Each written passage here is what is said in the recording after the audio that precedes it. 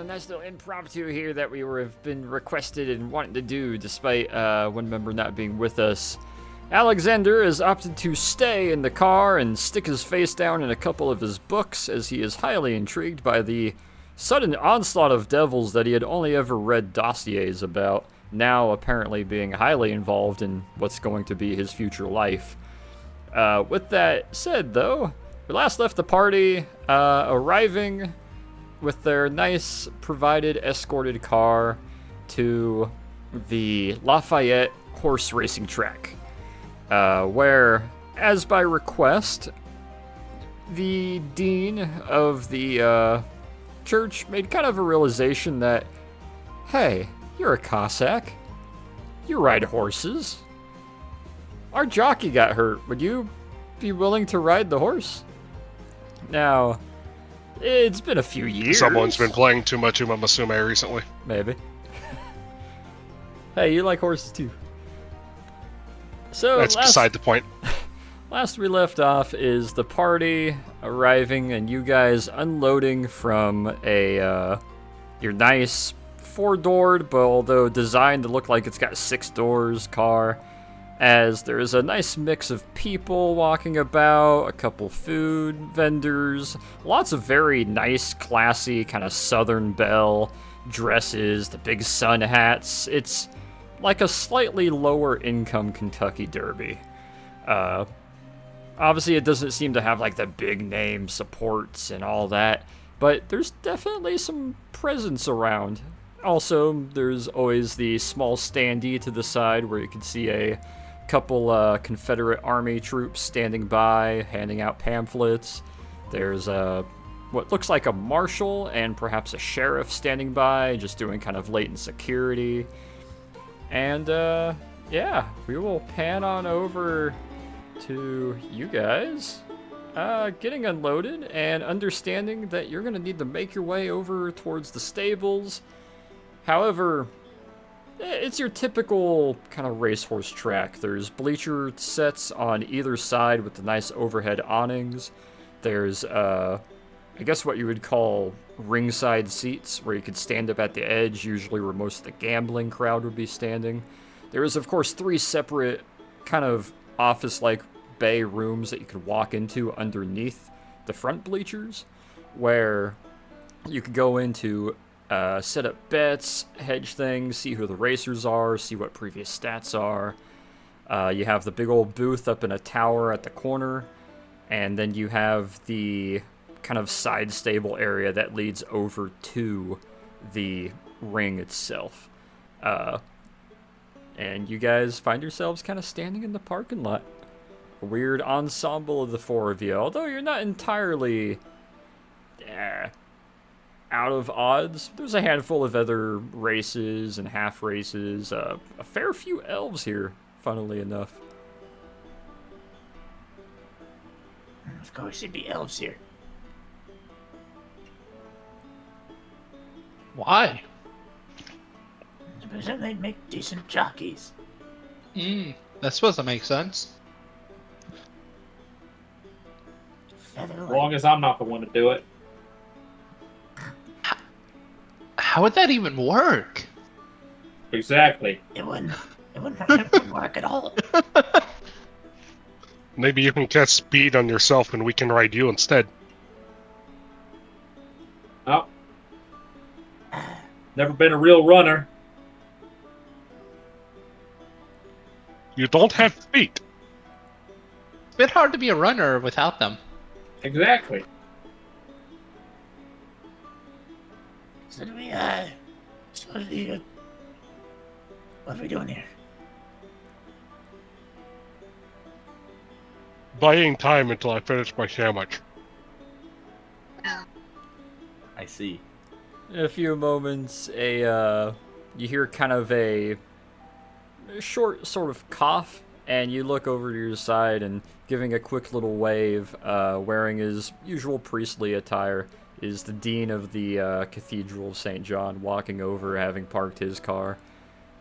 Seeming pretty casual, and oddly enough, doesn't necessarily look out of place, being a man of the cloth among a gambling and racing establishment, If anything, he's walking like he's been here a fair bit. And gives a nice pleasant smile and kind of a head nod to all of you. Well, it's good to see you all here.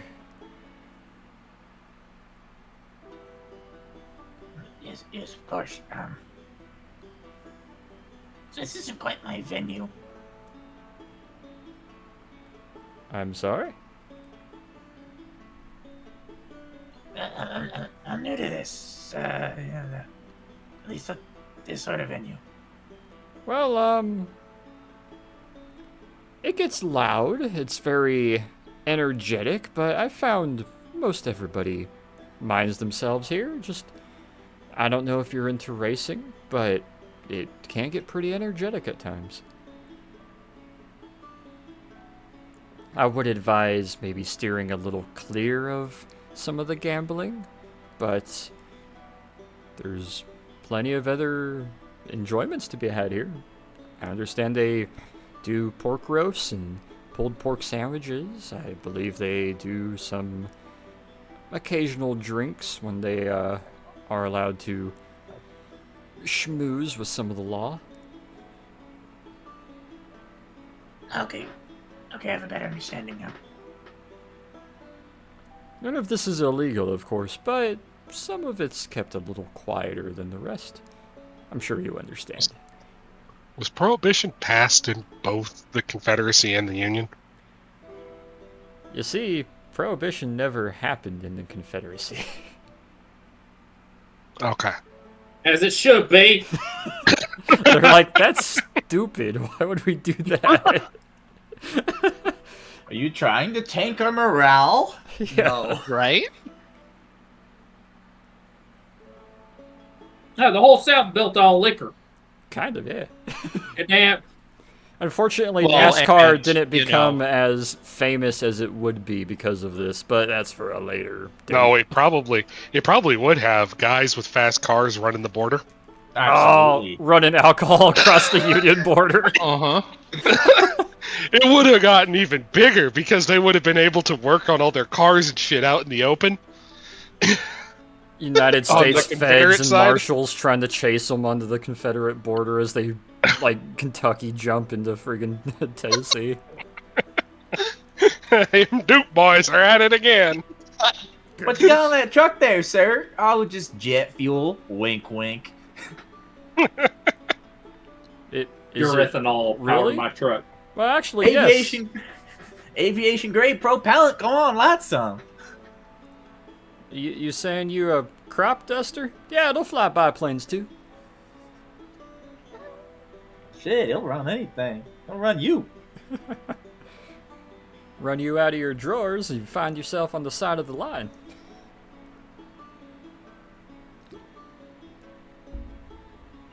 Just keep moving.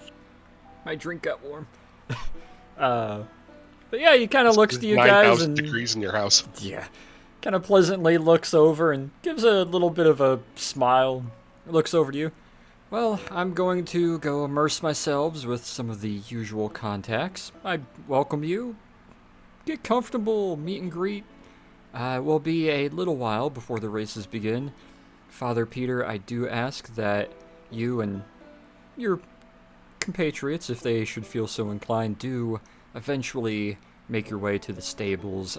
We are currently in stable 8, where we have our trainer and the horse at the ready. We've already sent a message ahead. They're aware that you'll be arriving, although you may need to answer a few questions. All right. However, Oh. feel free to look around, enjoy yourselves, and again, thank you for taking up this opportunity. In a nice way as I can say it, we're not expecting much, but any gains you can make are, of course, exclusively beneficial to us.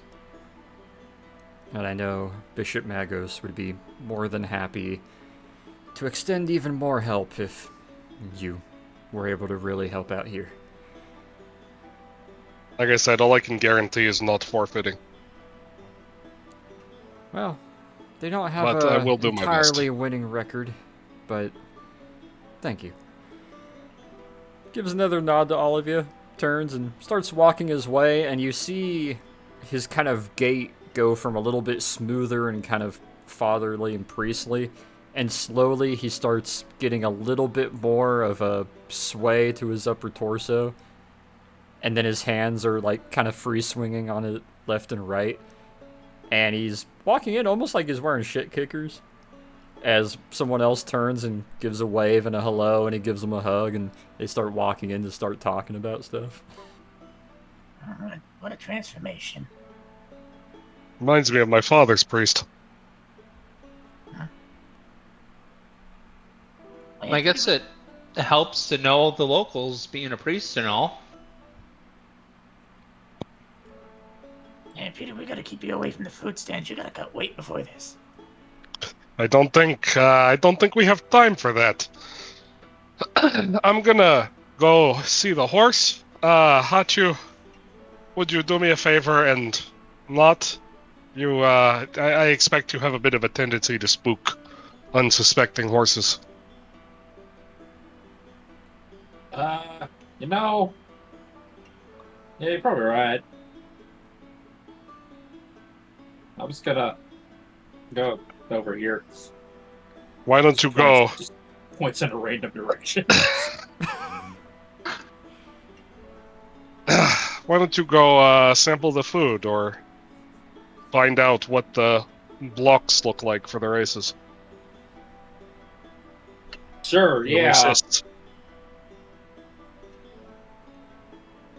He does have the highest intelligence.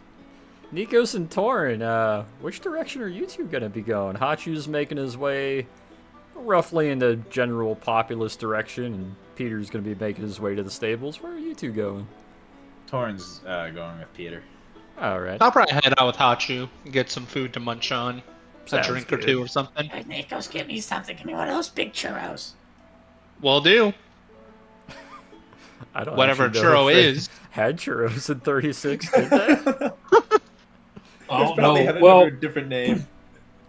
Did I don't know churros exist in Well, I'm sure 1936? churros existed, but I doubt anyone like do you think they're south in of the border knew anything of them, though. The churro Maybe, like, dates back Texas. to The churro ancient dates back to Spanish first and AD. Portuguese. Yeah, it's that's old. Okay. If they don't have But churros, do any Americans know about them? Do you know what that means, guys? Why? Non-zero chance that Jesus ate a churro.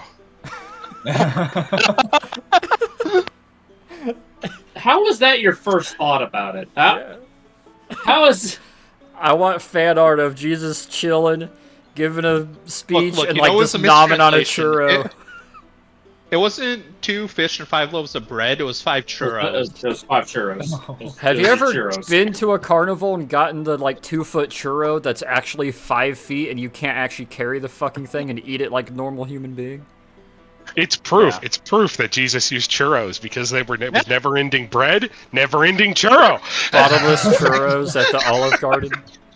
It just keeps sliding out of the bag. What's that clown thing where you pull the endless handkerchief out? He's just pulling bread, like long ass churro tube out, just This churro has no cinnamon, Jesus. Oh shoot. I guess if they don't have any churros, just give me one of those whole hams on a stick. Alright, that I can do. You think this is medieval times? I think they probably they do would- still have whole ham on Oh a no, stick. they definitely do.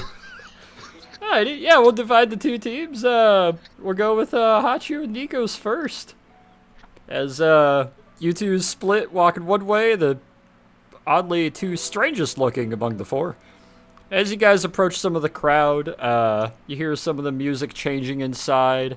The old metal speakers seem to be playing a little bit more of a what would be the word for it? More of a regional, something you might be a little more familiar with, Hachu.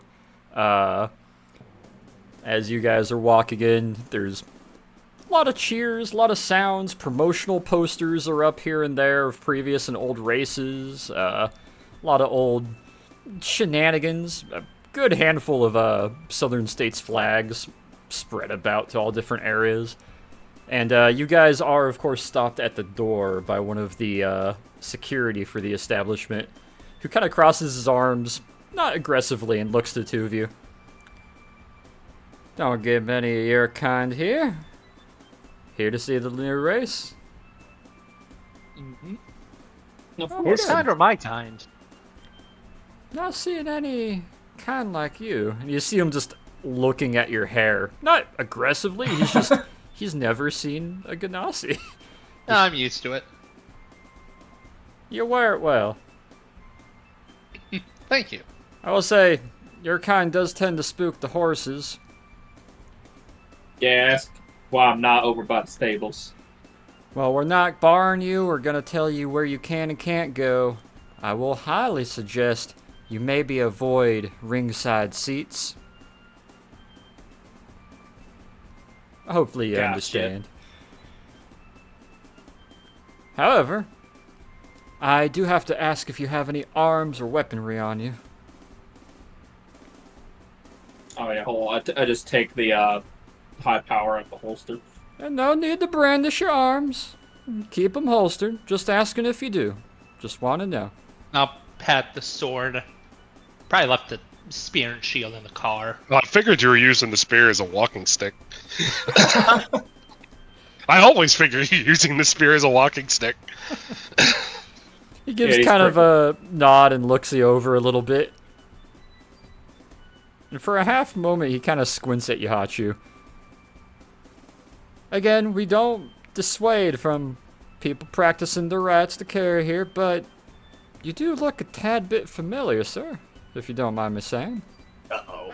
You been in these parts before? Yeah, I have. I have before. I could tell from the accent. St. Louis? Near around Lake Pontchartrain. Oh. I think I got some kinfolk in that area. Personally, I never saw a problem with the snake folk and the Yuan-Ti types and some of the lizard kin, but some of them feel a little more against them in ways.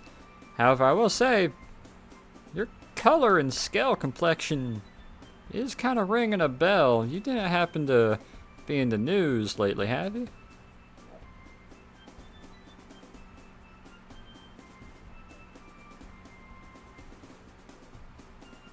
Oh, that. That? He's talking like he murdered someone. No, I did not. That was somebody who looked a whole lot like me. It got cleared up. I'm assuming some of y'all look alike. Unfortunately so. Understandable. Well, feel free to step inside, enjoy yourselves. Obviously, place all the bets. Majority of our racers today are actually throwing most all their winnings towards charities of different types. So, should you want to perhaps take some of these tickets and the winnings and maybe use them to certain tax write-offs, if either of you happen to have any Yankee holdings, you're welcome to. And he kind of steps to the side and gives a nice gentlemanly arm outward for you guys to step through, and kind of goes back to looking casual and looking past you. Well, let's move Okay. along. You gotta step in. There's people walking back and forth. There's a bunch of different humanoid mixes and cowboy gear, gentlemanly gear, all white suits with the Kentucky Fried Chicken bow ties. A couple of Doug Dimmadome types. Dale walking Dimmadome! around. Dale Dimmadome over to Dimsdale Dimmadome. Walking about, placing bets. There's a couple guys up on stools yelling, grabbing papers and money and stuffing it as they yell out to another guy, echoing different calls back and forth in some of the corners where the gambling is getting set up. You see the big poster where there's literally 3 kids on, like, the rung above the top rung on these rickety wooden ladders, and they're, like, almost on their tiptoes with chalk, rapidly writing, erasing, writing again, erasing, writing again, next to all these different names and numbers and tags. It's like a dusty stock market exchange. just a little bit past it, you can see where the main entrance opens up and leads to where you can disperse and start hopping on all the different seating and bleacher areas. You can see some of the staircases that lead up to the booth. And then just a little bit outside, you see the edge of what looks like a couple tents, like little bitty tents that seem to reek of food.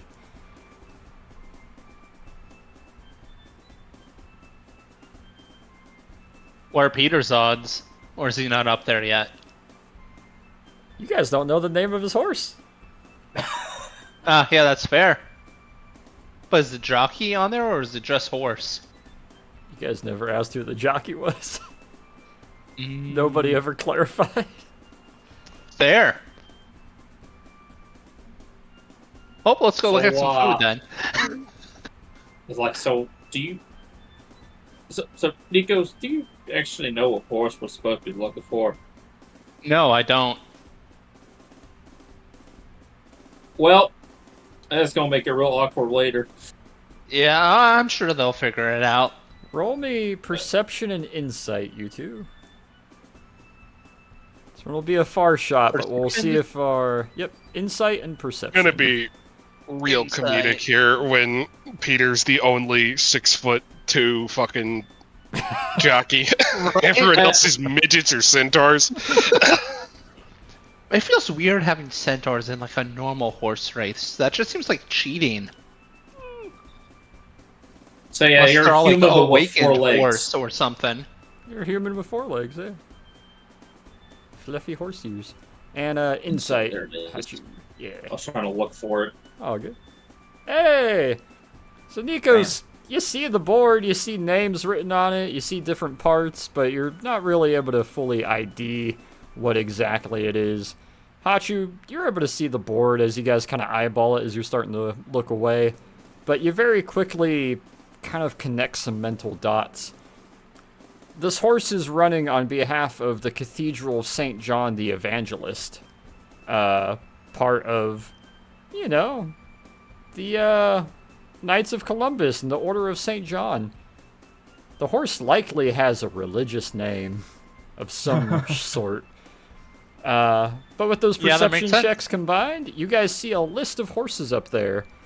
You see number 1, Meredith Mare. Number 2, Argosis Kenper. Lame. Number 3, Silver Boat. Number 4, Hans.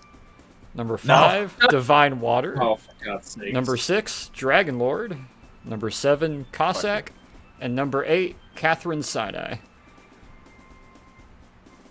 You know, do you think they, somebody wanted to be funny decided to put Peter on the Cossack?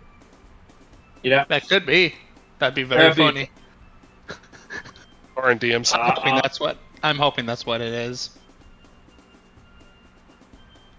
Is there, anything other than the name, like, in the same line as, Well, with that 22, Nikos, you can't quite make out some of the chalk, but Hachu, you're able to kind of tell Silverboat has almost 8 times more chalk marks next to their name than anyone else's. However, there is a different color of chalk marks. Instead of all white, there's a bunch of blue marks next to Meredith Mare, and you see a couple yellow marks next to Dragon Lord. Divine Water, Hans, Cossack, Catherine Sinai, they got varying amounts of white marks next to them, but it seems like the heavy betters are Silverboat and Meredith Mare.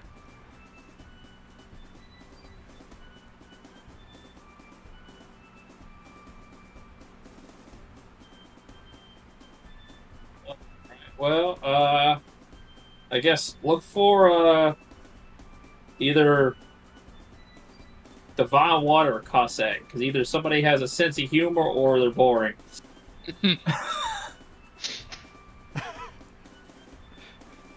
Where are you guys gonna go position yourself or head after next as you see that? Fine food.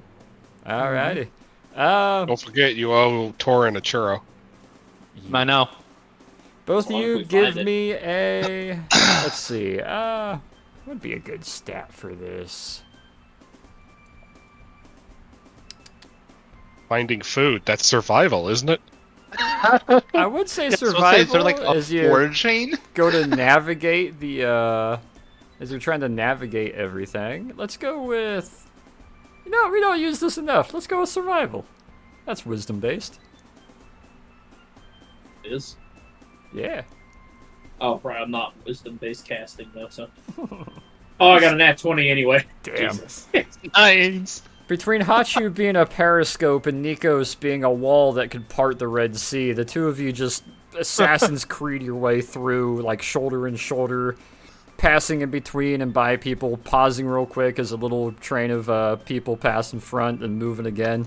And you navigate your way straight over to the tents, and we'll get to you guys and the food choices here in a moment as we will kind of do a scene transition over to Peter and Torin, the possibly trainer and the jockey, or the jockey and the trainer, at least by first appearance, as the two of you go walking over to the holding pens where you see large placard numbers above each of the pens.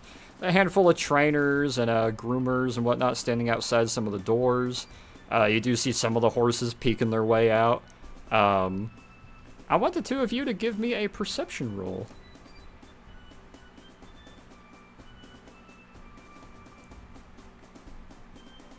Not you, Hachi. Oh, I thought. Sorry. No, it's Peter and Torn. 13, 16. All right. Yeah, he said those two. Yes, he means just us two still, right? Dope. No. As you guys go to look over, you see the numbers above each one, and you see in slot 1, nobody is present. The door is halfway open. It seems like whoever was using it maybe hasn't arrived yet, or is deeper inside and not visible. Slot 2, you do see what looks like a rather large and kind of grizzled, kind of ranch hand looking dude leaning over the top half of the wooden door until the door opens up a little bit and he starts to step out and you realize, oh, it's a ranch hand centaur. And there's a elf next to him who is slowly kind of equipping the blanket and the kind of makeshift riding gear on the side, minus an actual saddle to him. In the third slot, you see a very rambunctious white horse that's just flailing its head side to side, kind of dancing as they kind of blow a fan in its face, cooling it off a little bit. It just seems happy to be there. Fourth one, normal horse with a what looks like kobold jockey who's kind of fitting his helmet to his head, trying to get it. Does all horn set. stick through the helmet, or does it cover the whole thing? It covers the whole thing. It's a full encase. It's almost like a ridiculous bicycle helmet on him. Of course. Just above that, you see a somewhat more buxom lady walking around and is kind of bending her back legs upwards as a what looks like a maybe satyr, perhaps a pan, is kind of fixing the horseshoes to her hind hooves. And she's kind of getting ready, readying her jacket and bracing up. Above that, you hear yelling. Lots of horse yelling and bucking and knocking going around inside, like somebody's struggling trying to hold a fucking horse in place and like mount a saddle to it. What are the chances that that's our horse? Knowing us, I'd say very high. Just next to that, you see a very calm, very majestic, very the smooth, shining, almost black horse, kind of looking out and just admiring and looking around. And you see a gentleman walking by wearing kind of a similar garb and hat to Peter, in a very red and yellow trim and color and design to it.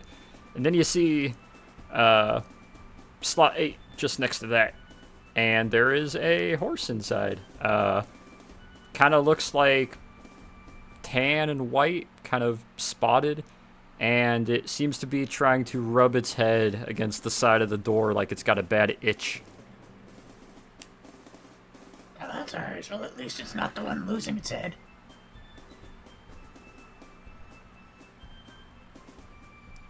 I'll walk up and can I try and perceive whether or not the horse is itchy or just fucking around? Roll me nature. Or animal handling?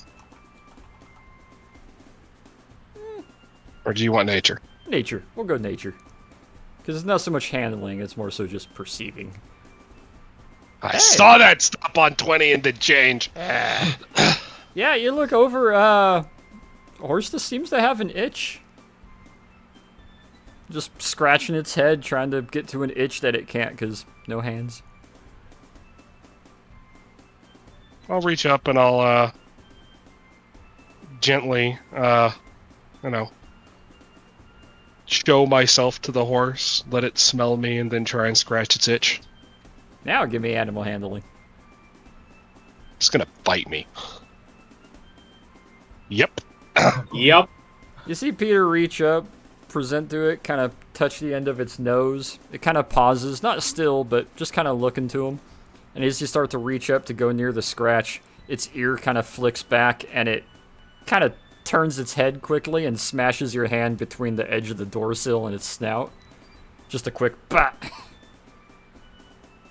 Alright. Is the trainer here?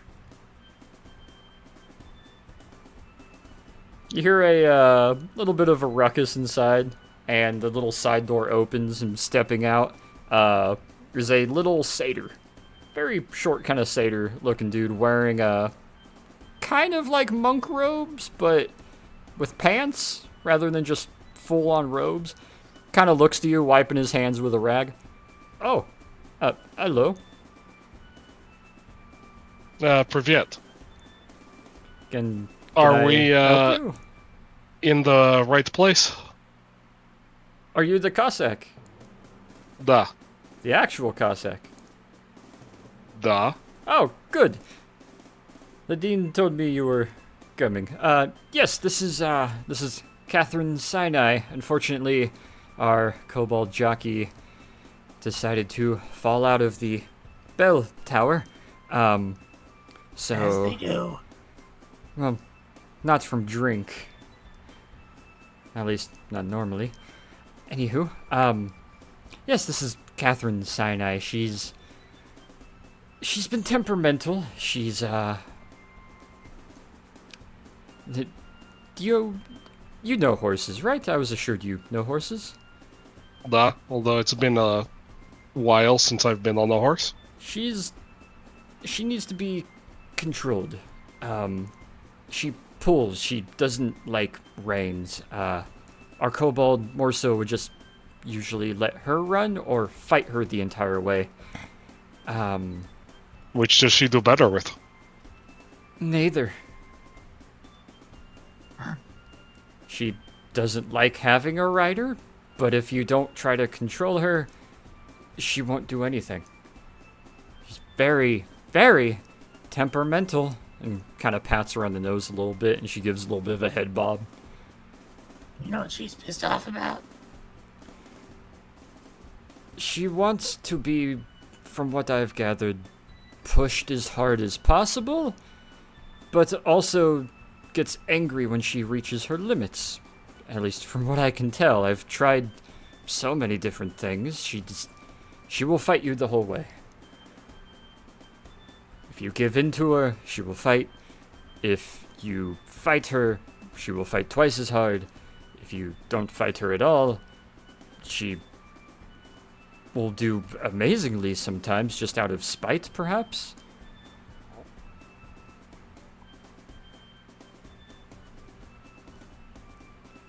Do you plan on riding in your robes and attire, Father? I feel like it would be fitting.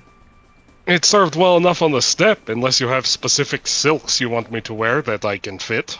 No, just simply asking. And you see him kind of look past you a little bit to the other, not very Russian or Mongolian or really Asian-looking mustached dude at all, who's wearing sort of a sideways cocked gray hat, similar to Peter's, and again it has that red and gold trim jacket on him. And is kind of looking to his really nice, just stern, serious horse. And he kind of looks back over to you two. I understand some people have gimmicks. I was only informed that you were a Cossack and a father with the Knights Hospitaller. No. Ah, very good, very good. There are occasionally those who choose stories and images. I don't believe he's ever actually been to Asia. But his horse is dangerous, as is the large white one over there, Silverboat, and the other centaur lady. She's fast, small, but very, very fast. She isn't unknown to trip people. And I'm other curious. Can horses. I look at the not Cossack and his horse and see if either one of them is quote unquote real? Give me investigation. So the answer is going to be no. He's wearing the right attire, but he's not quite wearing the boots right. There's something about his gait, about his walk, like he's not used to walking in mud in those boots, is the best way to describe his kind of canter with the high leather, like, riding boots that Cossacks wear. As far as the horse goes, it looks straight up like a solid black thoroughbred. Okay, so not a Russian horse. Definitely not a steppe horse, no. Thorn's just gonna climb up on the fence and look at their horse. He's not looking for anything. He's just gonna make horse eye contact. Give me a perception.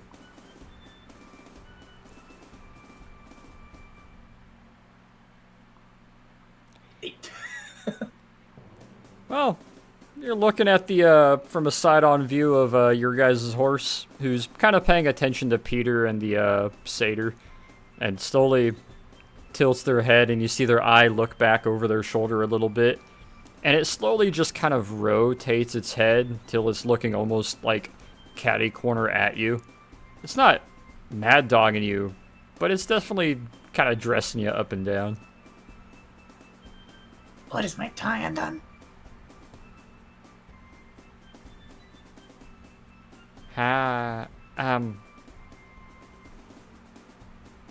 No, your tie looks fine.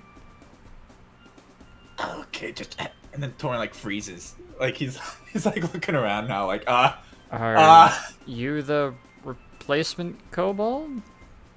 no, you talk. You're not gonna dig your claws instead of the spurs into me, right? But no, I'm not a jockey. You're talking. You're one of those horrible jockeys that use the little nine-tail or the whip, aren't you? I'm not a jockey. Wait, why are you talking? Wait, You're a kobold, of course you're a jockey. Peter. While he's doing that, I'm gonna go into my pack and pull out something that you've never seen me with before. I'm gonna pull out a pair of spurs and put them on. Gold spurs. Yeah. He's busting out the military spurs. Yeah, as they're hooking those up, the No, these are a family heirloom. Oh. They're actual solid gold spurs. Oh, fuck yeah. Nice. Yeah, she's just kind of looking over her shoulder, kind of peeks over. Not the wheel spinny ones, the really old The school proper nub. ones, yeah. The hard nub. She kind of looks over, and you see her face kind of raise her brows a little bit, like, hang on, you're not riding me? You're telling me this big monstrosity is gonna ride me? I mean, that was the plan, yeah. You realize my previous rider was a kobold. It'd be better if you did. Why is he riding me? He's... Oh, I don't make the rules. I don't know. know how much he's gonna weigh me down? Look, what do you want me to do about it? Wait, I'm struggling to understand why you're talking. Peter, can you hear her? She's whinnying. Are you holding a conversation? wait, what sounds is Torn making, technically? You're making, Is he- like, sort of Torn-esque quasi-Winnie sounds? Oh god. Don't make fun of the horses. I'm not. She's concerned that you're too large. Well, I don't know. So That depends on how much she wants to win. They bring me two Oh, he's rude. They bring me two jockeys. One's too small and spindly, and the other one's too tall and too fat. No, it's mostly robe. It's on. He's not really fat. In the middle of that, I'm gonna take off my bandolier with the 90 pounds of ammunition. Just set it on the ground. The pan kind of looks to that, raises a brow for a moment, looks back to you, and you can see it plain as day. Why does this father and cleric have weaponry for a squad? Thompson, rifle, Thompson, pistol, rifle, 2 drums, sword. tons of loose ammo. So, I mean, he used to ride horses back in the war. Which war? I forgot this, but Torin would know this. Russian The first one. First World War and the Russian Civil War. The Great War, and and the old Civil War the Russians had. You know, muddy history. But you know history. If a horse could give a shrug, kind of, and you see her raise one hoof up and kind of wobble it side to side, a little, I know what Russians are. They like horses, and you should let him scratch whatever that itch you had. I don't know why you headbutted his hand. You're just in a bad mood today, or what? I don't know who he is. He's Father Piotr. He's a priest. Yes. Him. She points her nose straight at him. This portly robed Cossack is a priest. Peter, Hey, we established I'm old man ripped.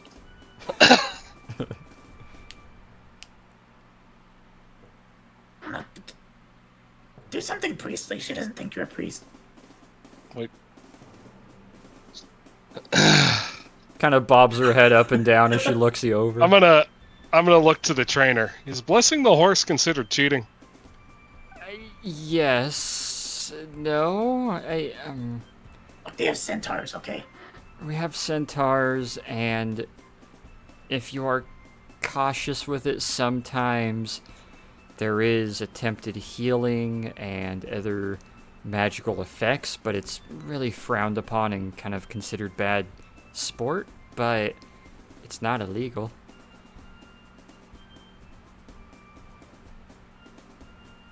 I mean, bless only lasts for a minute, so the actual effect. So I'll cast bless on the horse, make the sign of the cross. What's he doing? What's he doing? He's blessing you. I didn't sneeze.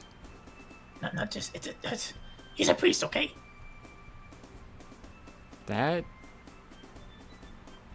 Are you gonna play nice with him? was he. Did he do something? I don't feel different. What did he do to me? It's just Make a con save and find out. She's just kind of looking over her shoulder again. What did he do? he blessed you for a temporary period of time.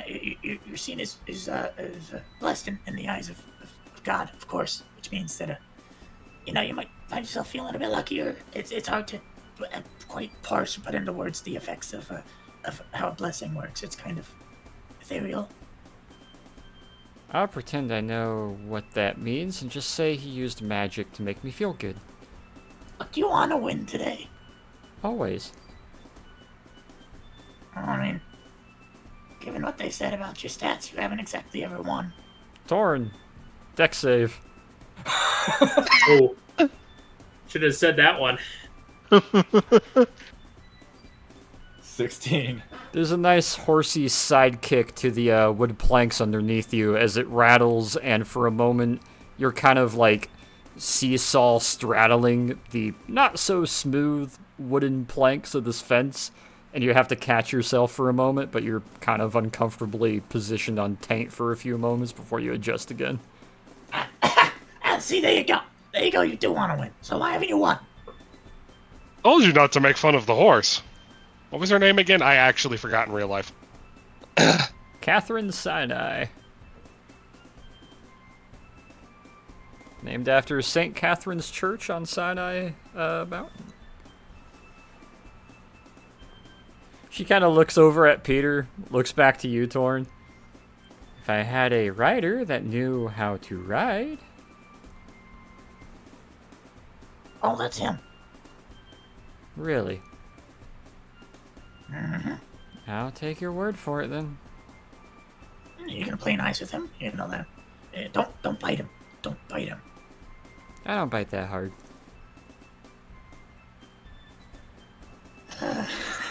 She'll kind of lean forward and extends her snout towards you, Peter, and tries to nudge your shoulder a little. I'll reach up and pet her nose. She lets you pet her, and as you're petting her, she's kind of nodding her head a little bit and giving kind of a nice, like, very subtle whinny. But Torn, you just hear, yeah, you know who's in charge.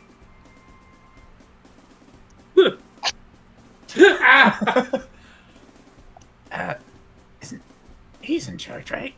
That's how it works. One of the ears just kind of go erect and look backwards and then go back to kind of flopping forward again. After a moment, she'll kind of pull her head away and goes over to start eating a little bit of hay, just kind of not paying attention. Oh, he's gonna ignore me now. Okay. I'm eating. Yeah, but we were talking. You know it's rude to eat and talk. Raises her head up, and Peter, you and the satyr look as she just kind of walks over and just kind of, not forcibly, but will pin your right leg to the fence and just kind of presses her chest against your leg, Torn. And it's just kind of has her neck and bottom of her chin, like, up against you, just chewing on some hay. The horse is trying to intimidate me. I told you not to make fun of her. I'm not making fun. I told you it was rude to eat while we were talking. You're just chewing right in my face. Can you just... You get two bottom of the chin bonks to the top of your head, Torn. Guys, you're gonna have to keep this one under control. So, I'm gonna rub the horse's nose again if he doesn't turn away. She won't How turn do away. you like to run? I roll insight on that? Yeah. Or Yeah, would you it be can roll insight, maybe. animal handling, or nature? Insight and animal handling. Because you know what to look for in a horse to tell roughly what kind of horse they are. Ooh, Yeah. all right. That's the highest roll of the night, everybody. You take a look-see as you're petting her. Kind of look over the haunches, look over the barrel and flank, look at the front. The sheer amount of muscle distribution behind all back muscle and almost no front muscle tells you this is a push horse, this is a speed horse, a sprinter. They're not endurance built, they are sprint built. Very much a swooped back. They're very back heavy is the best way to put it. They are lethal over very short distances and very rapid speed over a short spurt. Turn to the trainer. How far is this race? Mile and an eighth. All right. How did the old jockey rider?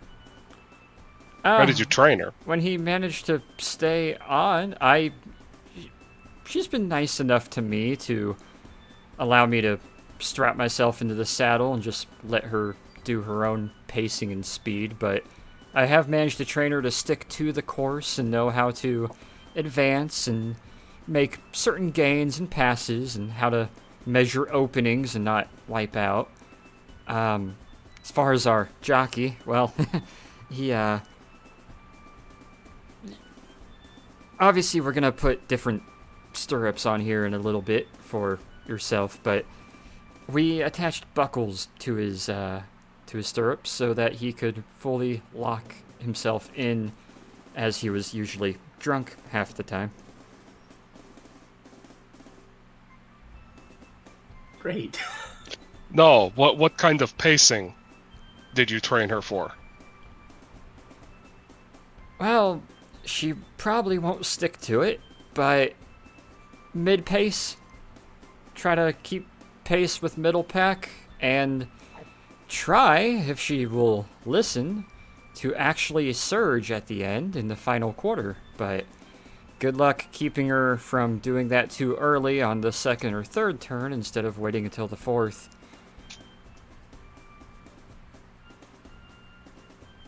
I'll scratch her chin a little bit and I'll say, do you think you can do that? Save it until the last turn? Roll me persuasion. Wait, is he talking to the horse? Yeah, I'm talking to the horse. Does she wait? Roll me persuasion. Oh my god. Would you not talk to the horse? You can hear a little bit of a audible kind of flutter from the horse torn.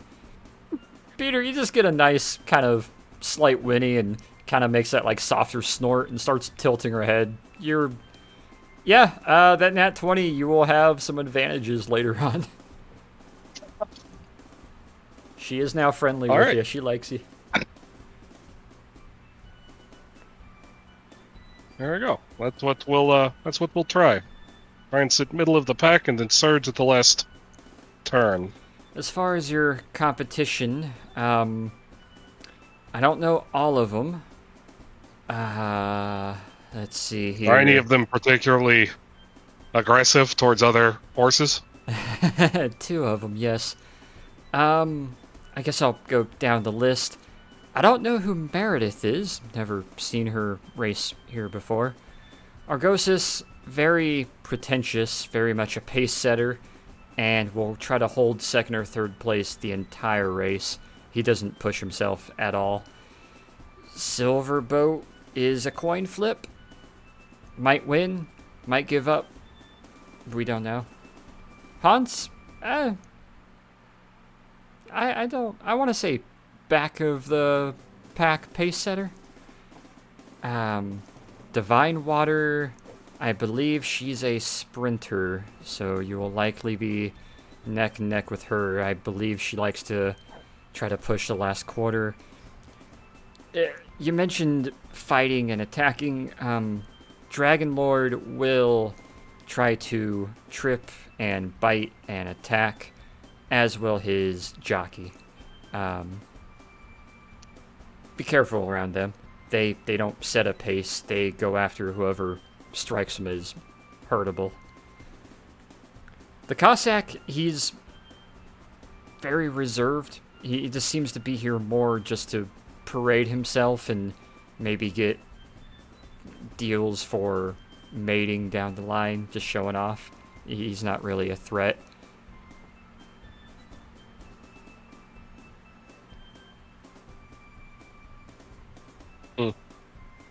But you should be able to keep front of the mid-pack until the end, and then it'll likely be between you and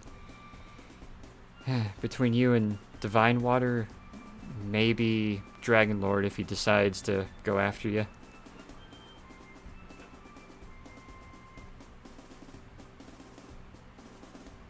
Alright.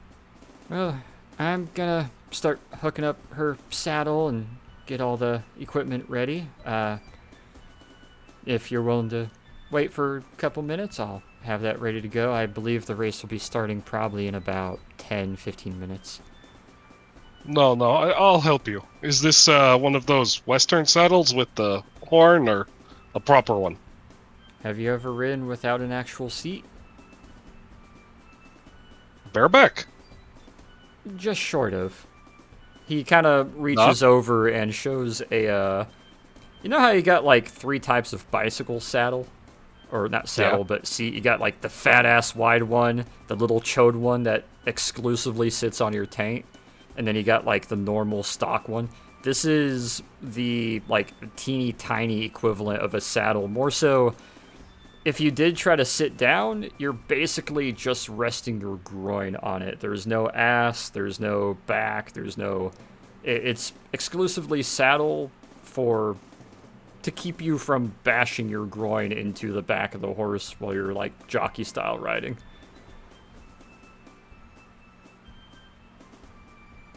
If need be, I don't know if you might be more familiar with maybe no saddle, or I could try to find you something else. No, this'll work. I'm not going to be crossing the tundra with it. Okay. And he'll step in with you. She doesn't try to bolt out or anything, gives a couple steps back, and you'll be able to help start hooking that up and running some of the straps over, stretching out the nice blanket over the side that has a kind of a big Roman Catholic style cross with the big capital R in it. However, it has a very much a gray and gold style kind of Confederacy colors to it. The cross and the R itself is in gold, however, everything's like shades of Confederate gray. Yeah, it's a nice, simple saddle. He ends up hooking the stirrups to the side and getting the bit ready and has it all set up for you after a little while with your assistance. Thorn, you doing anything while they're hooking up the horse, or? Yeah, he's gonna talk to the horse again. Listen here, horse. We all want you to win. You want to win. I'm gonna bet on you to win. Are you pep talking me? I mean, a little bit, but I'm also going to be bribing you. What do you want if you win? What? You keep him on your back and you win. I'll get you something. What are you gonna give me? I don't know. What does the horse want?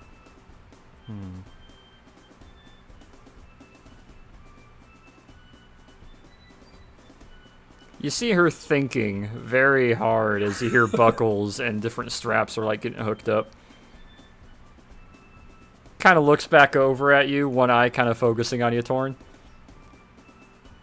An adequate stud.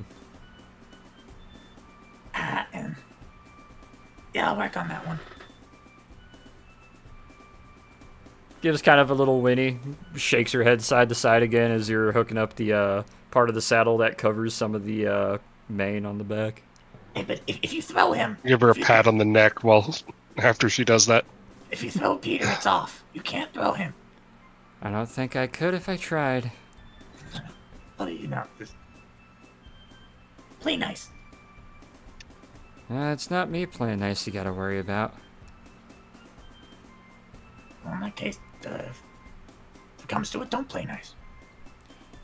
2 stalls down, you hear the breaking of wood. Not just like a plank of wood, like an 8x2, like full wall, like housing plank of wood made out of like a full tree just gets fucking shattered inwards. And you just hear, "Damn it, Dragon Lord!" Hey, keep it down over there, meathead. And you hear some more whinnying and a little bit of fighting, and kind of looks back over to you. I will try to protect him from that horse. No, winning's more important than protecting him. Well, clearly. Right, Peter, you should be good. All right, She likes you. good. And give her a pat on the neck. What do you like to eat? Carrots? Grass? Kind of looks over without directly looking at you. Carrots. Carrots. Give me carrots. I like carrots. She said carrots. I Bobbing kinda her look at head him. very happily up and down now. All right, we'll get you some after the race.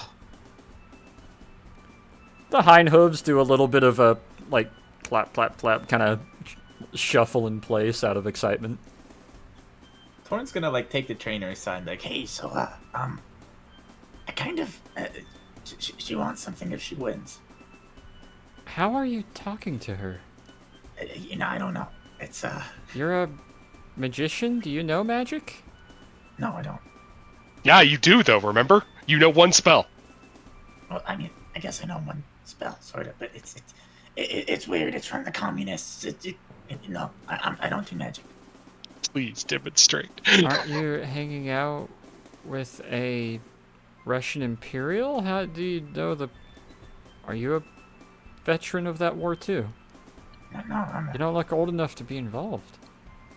I'm Levencroft's heir. You get a double blink. Oh.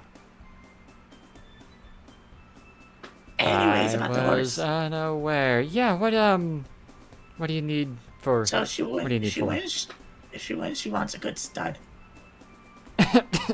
What? That's what she said. I'm just passing the message along. Right. I will see what I can do. Great. Is this you hinting? No, that is genuinely what she asked for. Wait, what do you mean? About the... Are you aware of your inheritance? You know, not all of it's on paper yet. I mean, it's on paper, but I haven't read them all. It's a lot. I thought You know I have a Levencroft battleship. Jr. was... Well, human. No, it's complicated. I... Levencroft Jr. is no longer associated with the Levencroft estate. Oh. Oh, okay. Obviously, word doesn't travel that fast, I suppose. You are aware the Levencrofts have the KS Levencroft Ranch in Florida, right? You know, nobody told me that. You have quite a few sires and studs there. You're one of the... The Levencrofts are one of the main names you go to have doctors oversee that it works. Well, I suppose I'll be sending a letter and making arrangements in now, won't I? I guess so.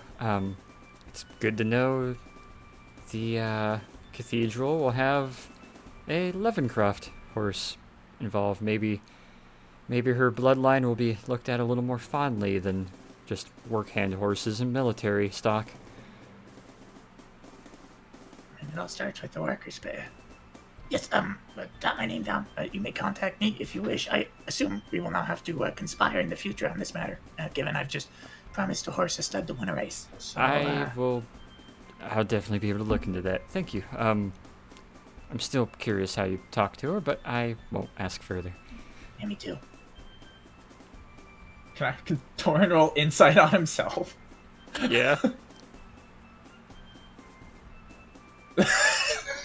How are you talking to this horse? Are you going insane? Did you drink the horse's water? What? He's just gonna turn Have you away and, like, always rub been his able to talk to forehead. horses? Maybe you've always been able to talk to them. The only time you ever rode a horse prior to this was at the little, like, downtown Boston kind of Winterfest where they had some horses pulling a carriage around. So, like, Dude, the dice are keeping up the joke. Oh my god. they know. Well, Father Troikov, if you want to hop aboard and get familiar with it, maybe do a couple pace laps outside the stalls here. All right, you ready? Sure. I'll turn to the horse, pat her neck, and say, "You ready to stretch your legs a little bit?" Kind of bobs her head to the left twice and then up and kind of starts a very bouncy, happy trot outwards. You're gonna make me roll dex to get on, are you? Yes. Fuck you. It's a been fail. how many years since you've ridden a horse, Mr. Cossack? Hey! You were in San Francisco, you were in Japan, you were It's rolling in his across blood. Russia. He Probably. can't forget it. It probably would have been the last time. Probably would have been in Japan, because after that I was Yeah. in Alaska on boats. Yeah. It's been It's like what, a bike. You don't forget. Shoot, what was the timeline? I'm trying to remember when you arrived in the US. I would have arrived in the U.S. around 1926, 27, and then arrived in San Francisco about 1930. Yep, left to Alaska with a acting parish priest in a small village from 25 to 29. So you I'd say, technically yeah. haven't ridden a horse for 10, 11 years, give or take. Yeah, something like that. It's a little rusty, but He's got the footing proper, throws his leg over, sits down nice and comfy, plops himself in. It's, yeah, it's getting familiar to you. You're kind of relearning a little bit, but familiar enough with the kind of bounce and bob you're supposed to have as she trots forward. And we'll transition over to our snack getters. On his way out, Torrent's gonna antagonize the other horses. Which ones are you antagonizing? I think the big white one. Oh. Bullshit, no! Wait. How are you antagonizing them? He's gonna walk by his back. Hey, there's a weird spot on your withers, right there, yeah, at the back of your neck. Yeah, right up there. I don't know what it is. Looks concerning. I can't hear you. I'm in my happy hut. My happy hut. Happy hut. And your coat's dirty. You're dirty. No, I'm actually quite clean. You I smell can like a crush horse. you. Yo, do it then. I will. Do it. Lauren, stop antagonizing the horses. I am rolling strength. That's a nat 20. The stall door bursts open with a forward kick. And you have Silverboat, a almost 8-foot tall, all-white horse, charging you full speed. I need a dex save. The horses. I need a dex save, Tor. A 14. You narrowly managed to dodge to the side, but your tail does get kicked midway as part of the gallop with the top of her hoof as she goes forward and slides in the mud. It kind of lands on her butt, switches onto her haunches, and then stands back up fully looking at you and snorts. Oh, now you're really dirty. And he's gonna fucking run. He's out. And with disengage is faster than a horse. Roll me charisma, Torn. What? Charisma.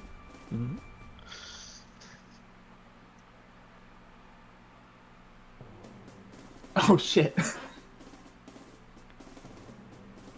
Golshi decides... You mean Silver Sheet? Yeah, I hate you. Stop it. Silver Bee.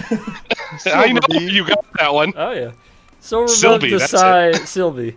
Silverboat There we go. decides. My head is higher than this little lizard's. He knows I could crush him. I've won this fight, and starts pretentiously like slow strutting back over towards the stall, stepping doing over the that- knockdown Doing door. that high step dressage walk. Kind of, yeah. Just yeah. Showed him. And the trainer and the jockey are just kind of shaking their heads and pointing like, "Get back in the stall." Wait, what was her save? Good lord. The charisma was to determine how pathetic you looked as you ran away. If you looked extra pathetic running away, the chase was on, and it was going to turn into athletics. Oh. Yeah. You held yourself with some dignity as you scrambled away, so she didn't feel inclined to finish the task. Oh, I was kind of hoping on that. No. Stop sabotaging the others. Gonna What? give the church a bad name. He didn't do anything. He was just walking by and the horse lost its shit. The drunken kobold jockey's picking fights again. Yeah, we'll switch on over as you see Peter kind of starting to do a couple circles and a few like kind of side trots left and right, getting familiar. Hachu and Nikos, you guys approach the large tents. The speakers are playing music. People are starting to get their seats. They got popcorn. They got seeing eyeglasses, monocles, big sun hats. It's a mix of poor middle class and upper class Southern go to church, like the fancy Kentucky Derby. It's a nice even mix of all types.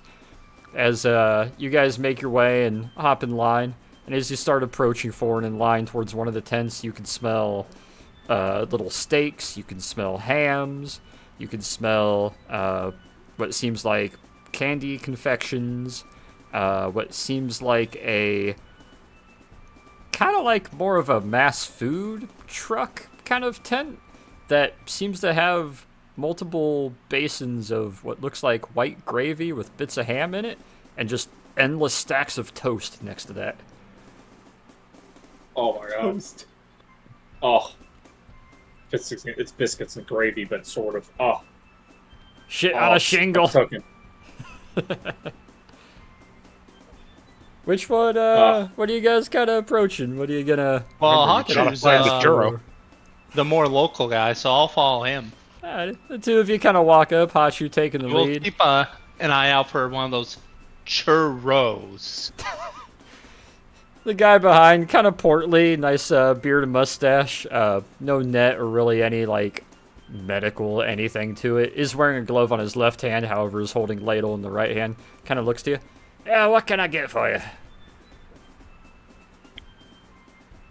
Well, I would like some of the biscuits and gravy you got right there.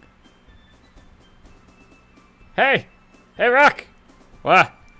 Some biscuits gravy for the big Yanti. I don't have that many biscuits. How many biscuits you want? If I were just like, I go with 2. He'll Two's just fine. do 2. Just 2? He'll just do 2. Yeah, just a couple. Alright. And start scooting over a nice metal tray that is just heavy, thick, peppered white gravy with like little ham chunks on 2. You picture like normal biscuits, like Cracker Barrel biscuits. Nah, these are like the proper floured, like 6-inch wide biscuits. And it's just a big old plate scooted over to you. Oh, yeah, that's Anything right. else, You sir? Americans call biscuits that. Interesting. You one of them European types, is you? We don't have no gyros, but we do have some, I think the Mexicanians call it taquitos. You have a churro? Squints a little bit. Hey, Kenny! Wow. We got some of them cinnamon twists? Yeah. This Euro fella's asking for a cinnamon twist. Cinnamon twist? Yeah, we got a few. We got a few. Alright, I'll take 2 of those and then some biscuits and gravy myself. Hey, 2 more biscuits gravy. Get some of them cinnamon twists. Alright. Couple moments later, he comes walking up in a nice white paper sleeve that's about 8 inches long. You have 2 almost 1.5 inch thick just stalks for beating stepchildren or eating cinnamon and flour that are both about 4 feet long. And he hands those to you and then scoots the metal plate with the biscuits and gravy in it. Thank you. Like how Silver's like, hell yeah, shit on a shingle. Yeah, kind of looks to you, looks between the two. That'd be about, let's see, 1, 2, 3, 4, 2. That'd be 60 cents. Okay. Alrighty. Kind of looks between the two of you. I'll get it. I just take the money out of my pocket for however much it is. Yeah, just minus 1 gold from whatever you got on you. Basically 60 cents. You'll hand him the change, he counts it out, pops in a little safe case beside, gives a nice nod. If you need anything else, I assume both of you probably can eat a lot more. We got about a few. We'll probably be back. The younger fellow with kind of scraggle in the back that was attending to the cinnamon twist churros kind of looks around the corner. Hey, you two betting on anybody?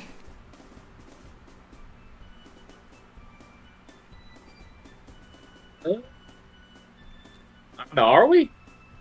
You should I be. You didn't look plan like on betting betting. men. Fancy European types and big old suited snake top. You seem the kind that drop a lot of money. Who you betting on? I didn't plan on betting. Well, you should. I don't like to tempt fate. No, fate's a mistress that loves being tempted.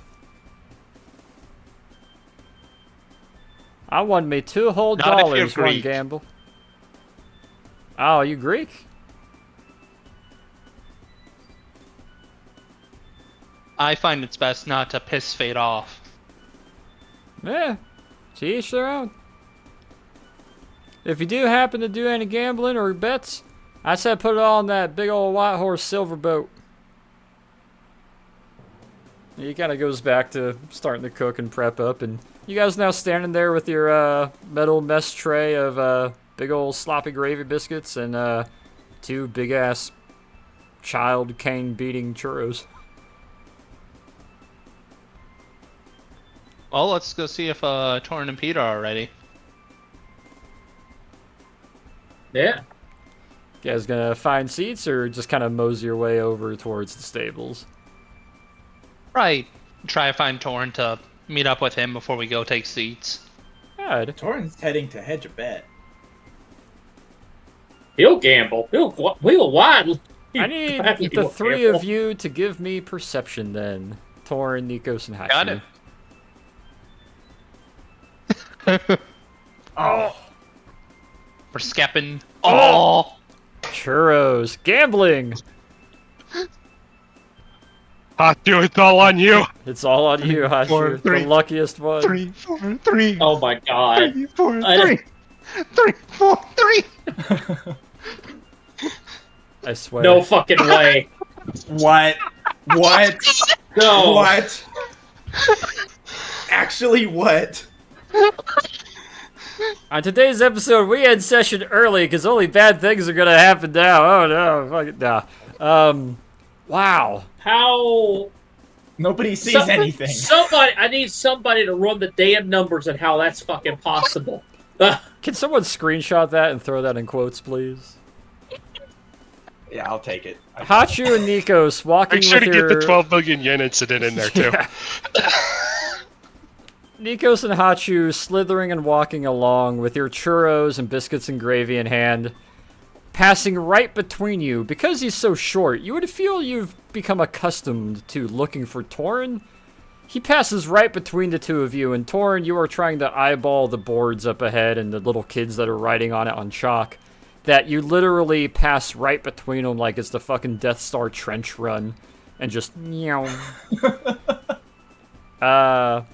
Yeah, Hachu and Nikos, you guys arrive at the edge of the stables looking around. You do see Peter kind of up on his horse, kind of making little circles and kind of trotting in place, but no sign of Torn. Torn, you make your way into the somewhat louder yelling and shuffling of the gambling going on. There's multiple guys standing on stools, collecting paper and money, and shouting out echoes to each other. There's the big old whiteboard with all the names of the racers on it.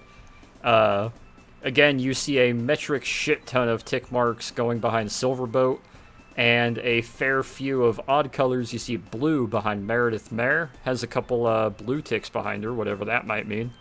And you see a couple others, some yellow ticks behind Cossack. But little by little, Divine Water and Dragon Lord are starting to develop a lot more white ticks, but you're not seeing very much for Catherine or Hans. Yeah, I guess someone's going to approach the. I forget the name of these guys. Bookie. Yeah, Bookie. Yeah. He's going to say it kind of loudly because just a 500 on Catherine.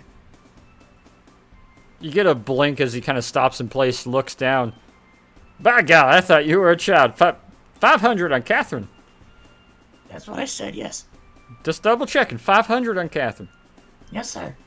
Hey boy, 500 on Catherine. 500 on Catherine. What the fuck? Who the fuck? Fuck you. 500 on Catherine. And you see 5 big tick marks get put on beside Catherine to where it's now at 7.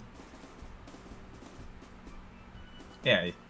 He kind of looks to you and like quickly rubs his hand together as he's also listening to other people that are shouting things out, looking to you for the cash. Yeah. Torn's going to produce the cash. All right. Minus 500 from your cash pool.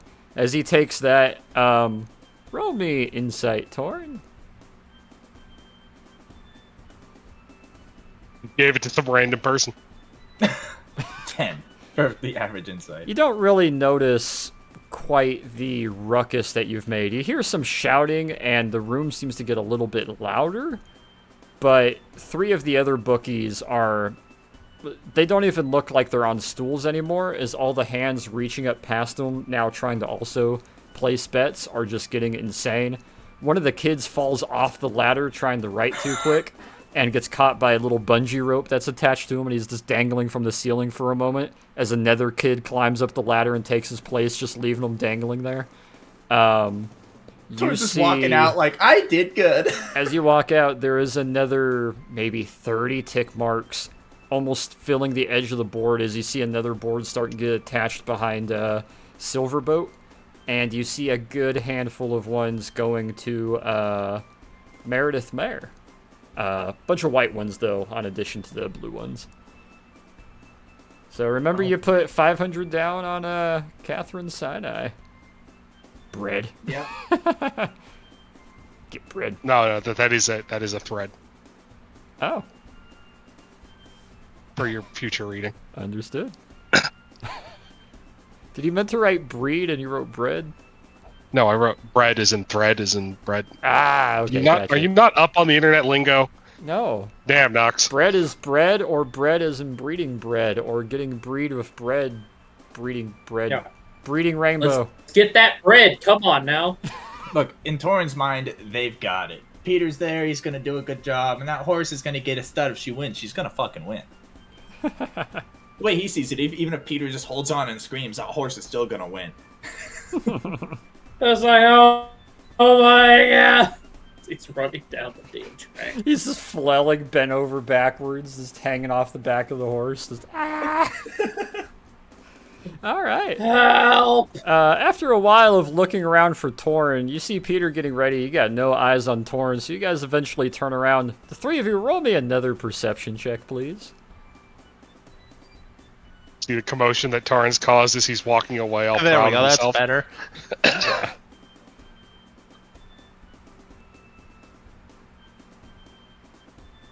And Perception! Oh! Torin, it takes you a few moments because you're a little more distracted by the sound and pretty much everybody being taller than you running about and starting to flock back off the stools and bleachers to go back down and continue gambling.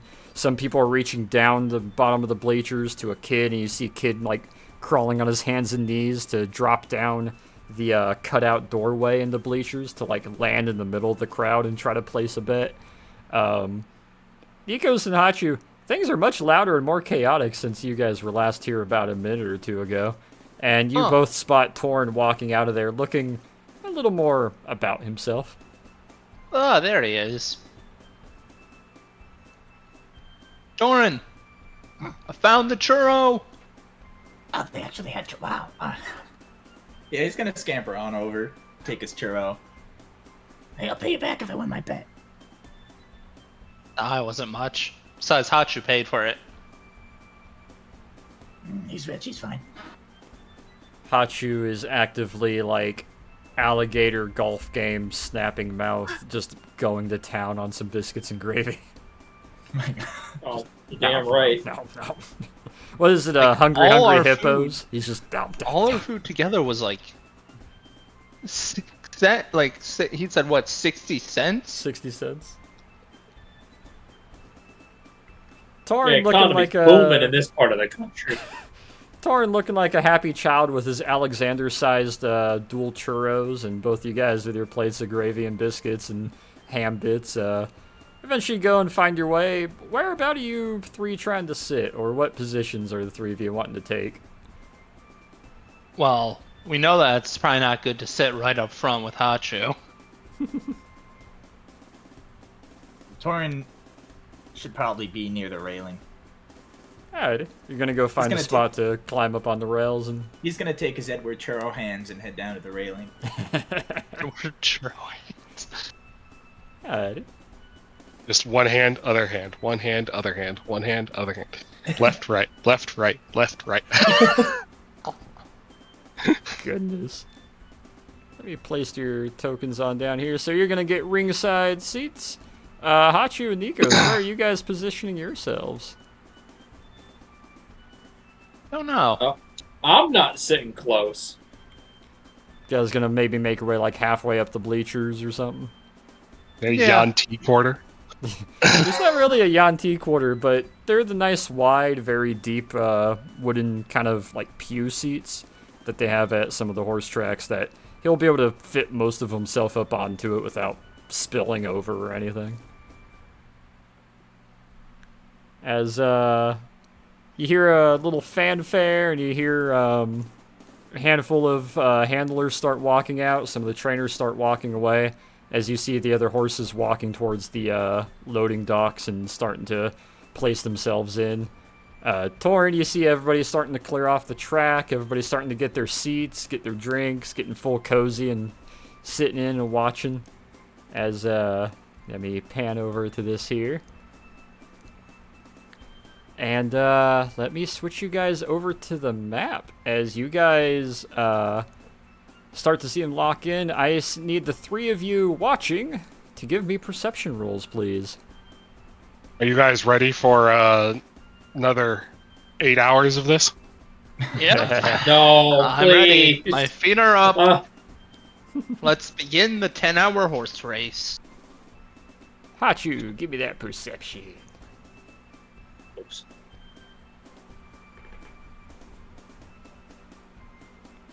Nikos, you don't notice, and Torin, you kind of miss them because they look quite different from what you're familiar with. But Hachu, something about the Centaur in slot 1 looks awful familiar. Like fucking knew it! really familiar. But you Also, can't is there quite. supposed to be a map up right Yep, now? I'm pulling it up now. But you can't Oh. quite put a finger on it. That. Oh my lord! It is who I. Hey, Nikos, look who it is! What? Oh man! What? Look, the centaur over on the first row. Oh! You see wearing What are the odds? kind of like a black and white kind of jockey suit on the upper half, with hair tied back in a kind of big ponytail, kind of a black headband, and wearing some rather aggressive kind of leather bracers on her lower legs is Meredith, looking very much not like a nun at the moment, readying herself up in slot 1. The Man, goal she picked. Small world. I think As she's here. I know has she always been a racing horse or racing Centaur? what do you call her? Racing centaur? Or would mean, they just be a racer at that point? Because they're also a. I'm thinking too much about this. I mean, everyone's got to have hobbies, I guess. As all the horses start to line up and the centaurs get ready, they're starting to bracket up. The gate closes behind you. The gentleman with the little horn steps beside, and you see standing out in the middle of the field, another gentleman starts to walk up on a little platform. The measurement is going to be entirely to scale. I will be moving the tokens for you as you tell me what kind of maneuvers I you know, want but- to make. Trust me, it's not a mile This and right an here eighth, is going to but be. This that's- is going to be the finish line. Yep, or that's is going this to gonna be the finish line. the green's going to be the finish line. It's a full lap Okay. around with 1/8 of a mile additional. He Okay. doesn't have a horse. He's just running. Athletics, athletics. Dies of exhaustion. As you I think guys, Torin could keep up with these horses for a little bit with his Maybe. stats. for a You little probably while. could. As you guys hear a satyr come stepping out, wearing some very fine kind of white southern duds, and stands beside the dude with the horn. People are kind of happy and cheering.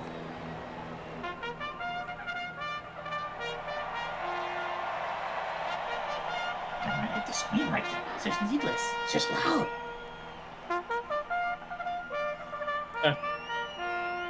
It's Oren! It's your friend on the line down there!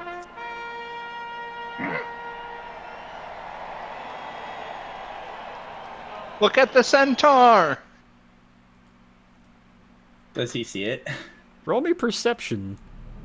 As I want you to roll me a dex save, Peter. After this dex save, any rolls you make, because you're nat 20, you don't have 3, you will have 5 advantages that you can choose to use when you wish. Holy shit. Okay. So any rolls that you're making, if you feel like you need to use advantage on it, you can do so.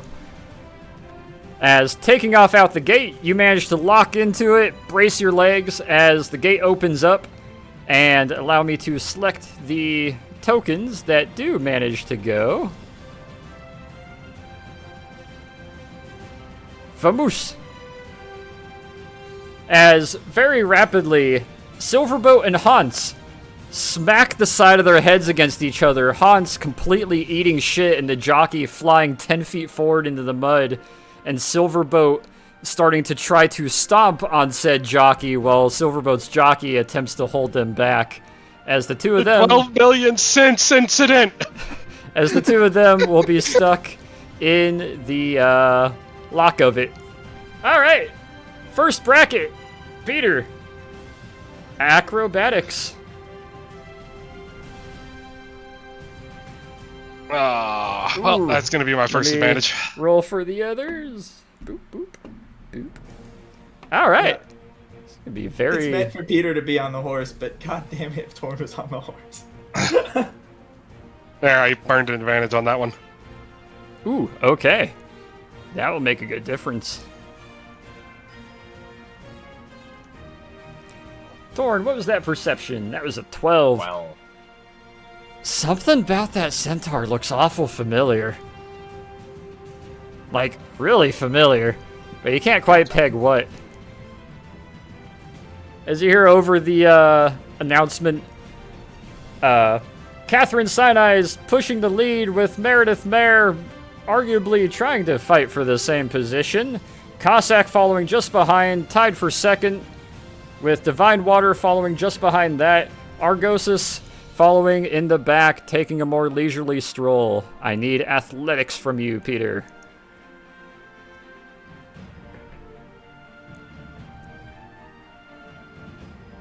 Alrighty. Let me make the mass rolls for the others. God damn, alright. Move to the next bracket. Eeh.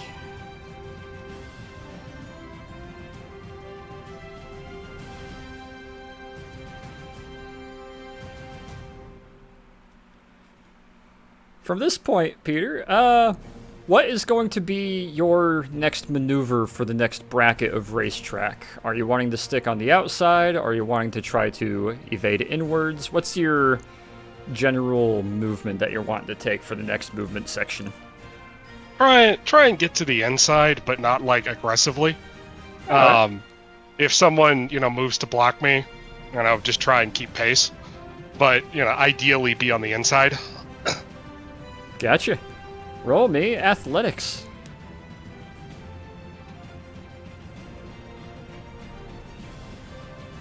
All right, re-rolling that one. Burn your second out of 5. Okay. Ooh. Moving over to the next bracket. Let's roll. Oh boy. Meredith is a fucking shotgun. Those two seem to be pretty evenly tied. They're not doing too hot. Cossack is sticking on the outside. And you are having a rough time getting on the inside of Cossack as you are approaching turn 1. Give me an animal handling. You're stuck in Florida, Catherine!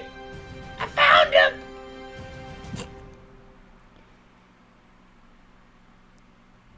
Thankfully, it's not very a high number. However, you can't fully perceive, but Catherine Sinai seems to kind of be fighting against you. Like, why are we not taking the outside?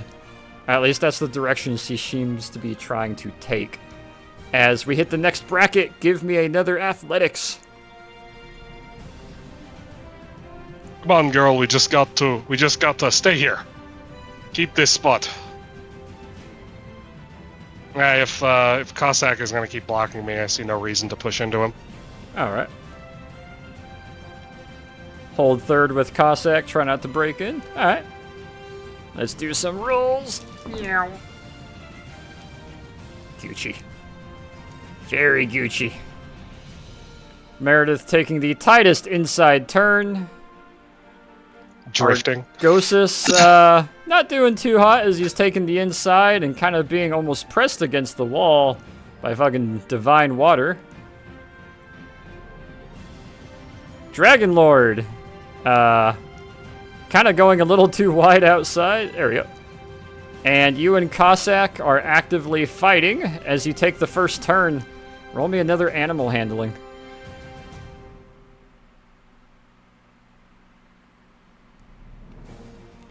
You can tell Catherine wants to chase after Meredith. Catherine feels like Meredith is in front, Meredith needs to be passed, and is actively trying to speed up to pass Meredith. We're gonna, I'm gonna kind of gently pull her back and tell her we're gonna hold on and we're gonna pass her in the end. The crowds are just gonna love it. Roll me persuasion.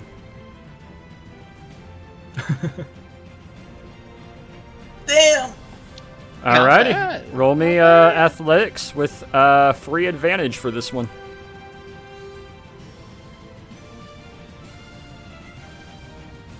Oh, thank God for that.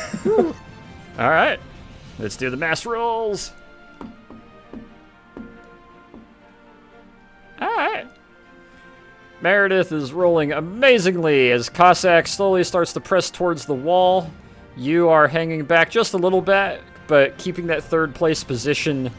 Dragonlord is balls to the walls trying to take the furthest outside possible because he's possibly got the tism. As we get to the next roundabout, as you're hitting the first turn, give me another animal handling to try to get a read on Catherine. Nope. Catherine's trying to do something. You can't quite read what it is, but she seems to be trying to pull left. What is your next course of action? For the moment, how close are we up to the wall and up to Cossack? You're about 1.5 feet away from Cossack. He has about a 2-foot gap from the wall. Okay, I think I'll try and hold her to this line unless she seems like she's slipping a little or something. Roll me athletics. Yeah. Yeah, she's definitely fighting you, but she's listening to you begrudgingly. Let's do some mass rolls here. Yeah. Yep. God dang. I see why Meredith was able to keep up with the black shirts. And somehow with his Tism strength, Dragonlord does awesome. Cossack starts to fall back a little bit as you find yourself gaining on Cossack, despite holding the center line that you have. Very much drifting in the back, with Divine Water starting to really pick up the pace and starting to gain on you and Cossack. Animal handling.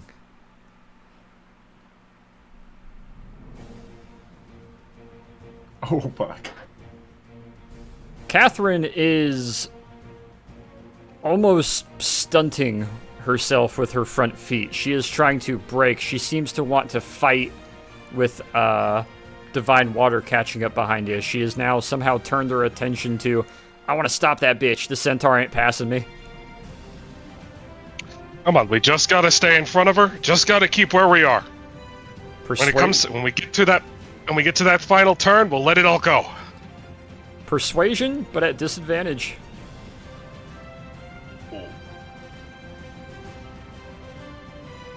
Still good. Damn. Still not bad. That would have been solid. You fight against her, she's hurting, she's like, you can feel her front joints are like almost stiff leg walking as she's fighting against you. Roll me athletics.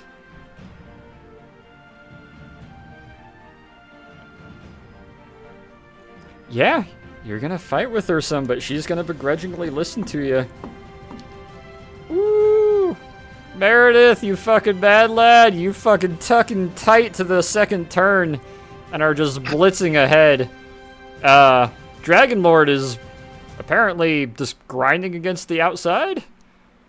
He's doing that NASCAR guy move. He's doing that NASCAR move. I'm gonna speed up on the drift.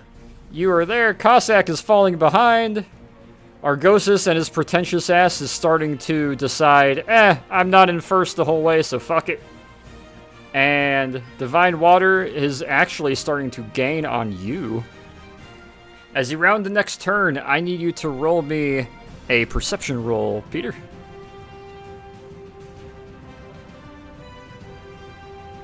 The mud's a little choppy in this turn. This is going to give you quite a bit of heavy traction. What is your course of action? I think we're gonna keep going apace. If make sure Catherine has solid footing. But try and keep a pace. We're trying to keep it until we get into the apex of that last turn. Gotcha. Give me athletics.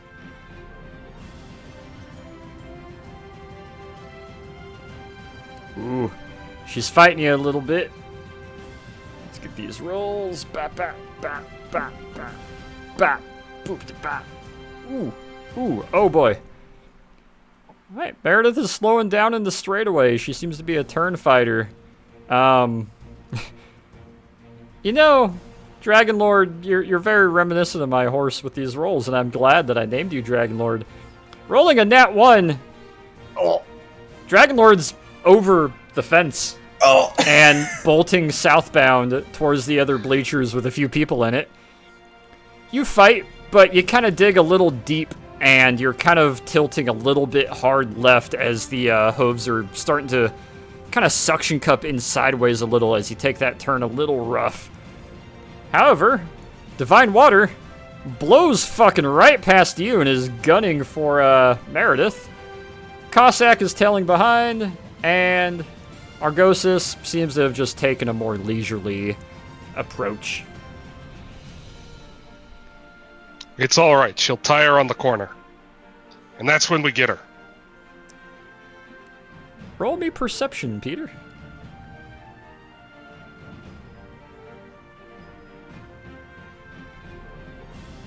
You're noticing those front legs are getting more and more stiff as she is trying to fight you. Despite this being a straightaway, she is purposefully seeming to try to slow herself down. If you're not going to be aggressive, she doesn't seem to want to listen, and she's going to actively fight you. You're going to have disadvantage on this next athletics. What is your course of action or direction?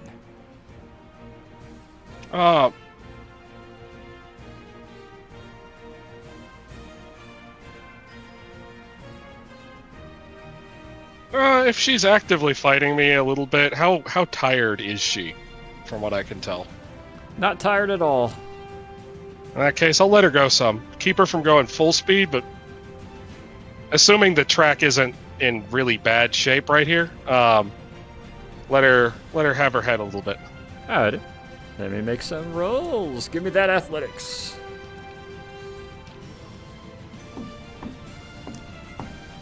Ooh, baby. Oh. Yeah, you kind of let her take charge a little bit. However, you kind of misread it just a tad. Meredith runs in with a nat 20 and is just meow. Divine Water is nearly keeping pace.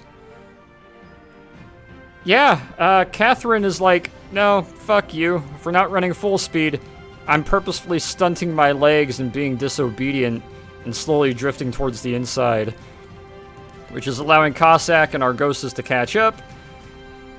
And Dragon Lord is past the bleachers with his jockey chasing after him.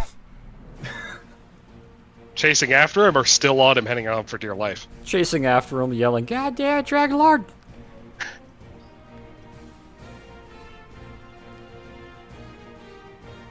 Roll me another animal handling. Nice. Ooh. She is actively trying to fight you.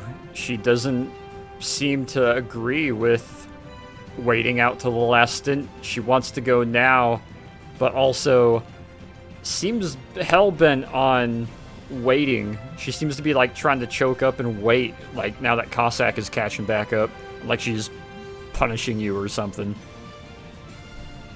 What is your course of movement? I'll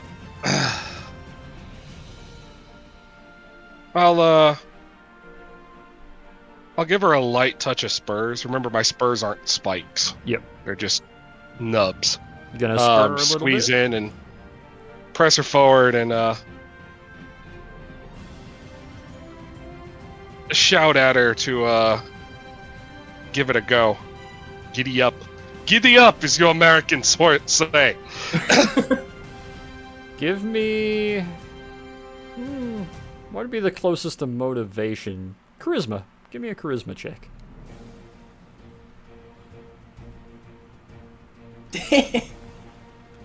All right. Give me that athletics. You can make this one with a free advantage with that 20 charisma. Okay. Wow.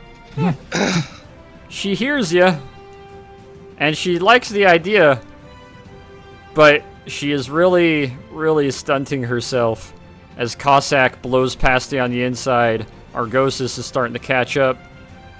And once again, with dual 19s, Meredith and Divine Water are just neck and neck up ahead. I need you to roll me a perception roll, please.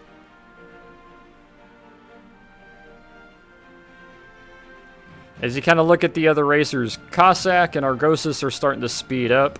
Divine Water and Meredith are starting to enter the final turn sprint already. And for some reason, Catherine is got a little bit of a bounce on her front left. Like she's not landing full hooved with her front left hoof, and is actively starting to slow down a little bit on you, despite trying to act like she is running forward. Is it like a injured hoof, or is it... Roll me medicine.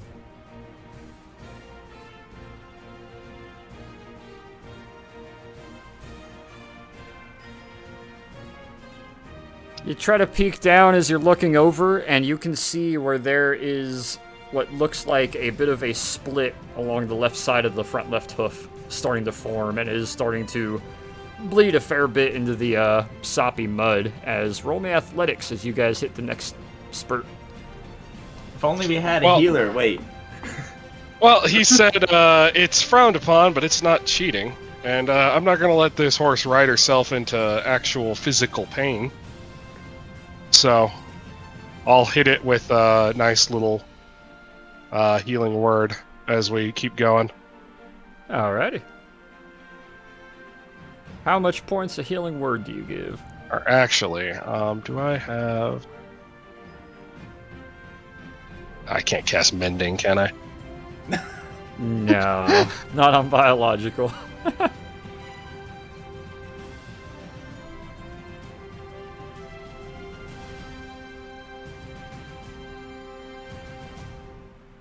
Can I roll another perception check on that centaur? Sure, as they're rounding the corner. Yeah. At 14. Ooh, okay. And 1d4 plus spellcasting ability modifier. So Additional D4. plus 6, so 8. Ooh, okay. So that is 16, 17 points. Ooh, okay. As you're starting to round the final turn, Torn, you look out. You recognize the smile on the face now that she's in a dead sprint running towards you. That's Meredith. Oh, hell.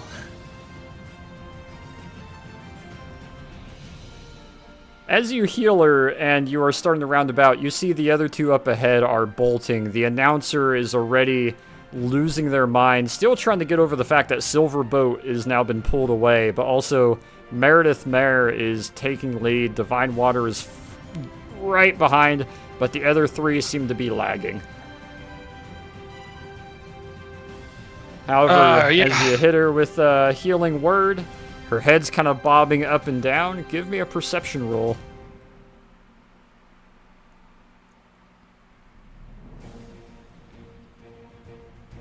Realizing that you've healed her on a hoof that she's been running on that's been damaged for a while and has actually hit like critical damage point this race, despite her trying to hide it and not show it. With that nat 20 you gave earlier in the healing, 100% yours and the perception you are able to get, she has full energy capacity now and is no longer stunted or stiff-legging it. What would you like to do? Off we go. Give it the guns. Some more of that. Giddy up. Instead of athletics, roll me charisma with advantage.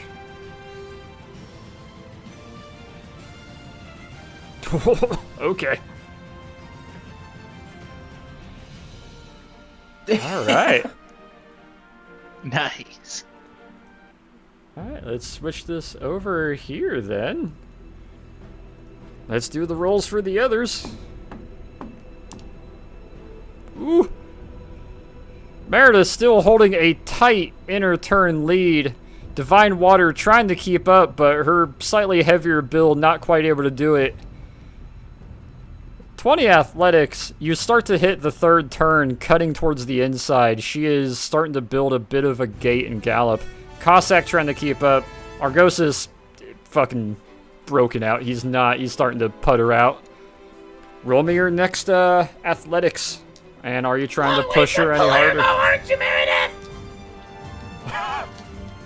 Roll me charisma, Torn. He's a fucker.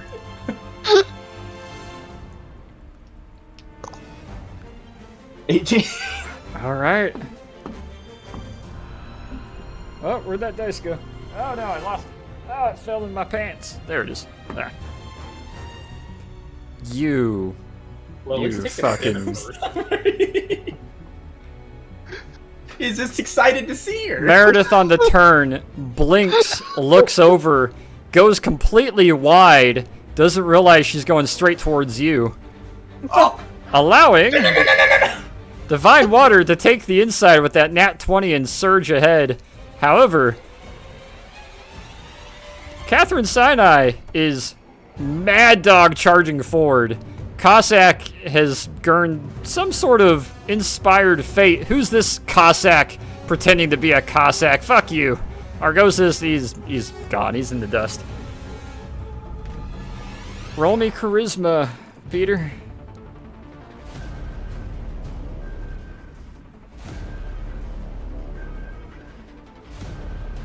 Oof.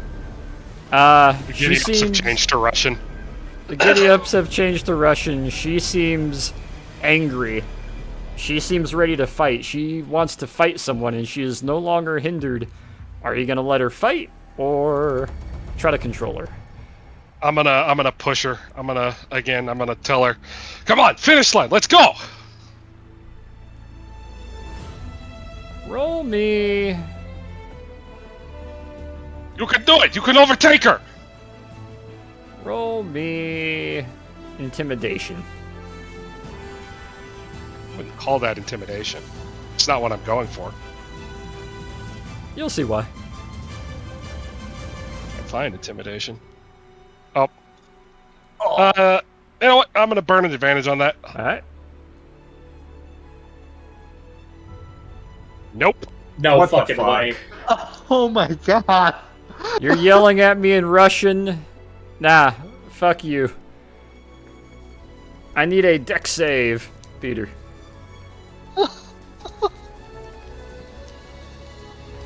That'll be enough to hold on. All single digits. Meredith barely turns and cuts away, daggering back inside. Yeah, Divine Water is hauling ass. That's a nat 20 from Catherine Sinai with a +8. The tightest inside turn you've seen. Cossack trying to keep up behind, getting left in the fucking dust with a nat 1. And he's given up with a 5. You're hitting the final spurt. What role do you think is going to be needed? She is mad dog sprinting. You have healed her hoof. Well, what do you think is going to benefit her best? She's going forward. She's not like focused on anything behind her. Nope.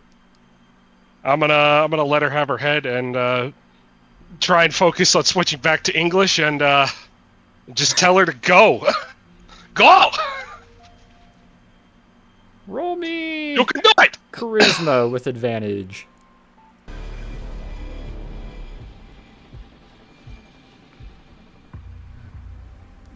That'll do.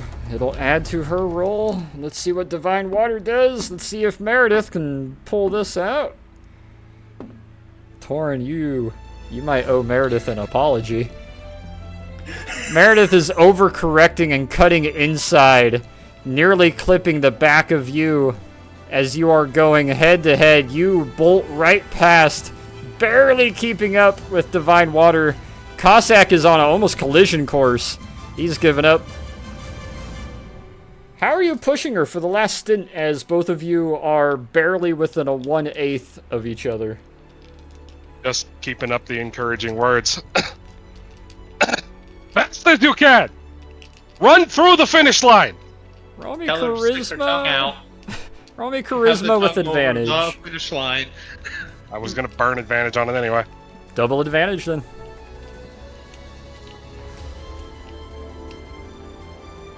Yeah. Roll me a third just in case. See if it's a nat 20.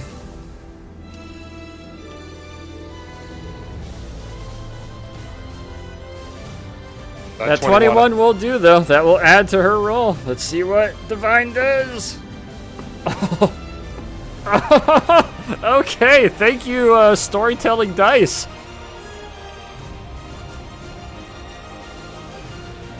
With barely half a lead.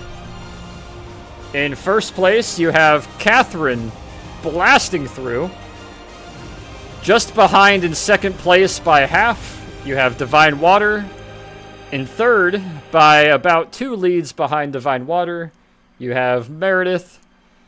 Just a full lead behind that, you have Cossack. And following, about 10 more seconds behind, Argosis crosses the finish line as all of you kind of start to putter out, start to slow down. Perception check, Peter. Yeah. Oops. You're going for a ride. Athletics. I'm getting on the phone, Catherine. I'm getting on the phone. You brace in. Are you gonna try to hold her or restrain her? What is she trying to do? Because if she's just going for another lap, I'm gonna let her go for another lap. Alright, you're going for a ride then.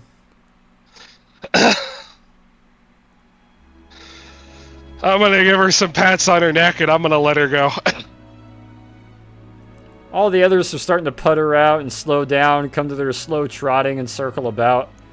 As you see, faster than on the third turn, and even faster than the fourth turn, hits the second turn again.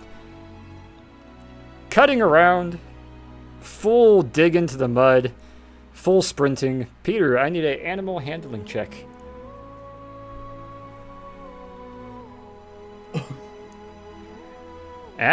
She's challenging you. Give me a dex save.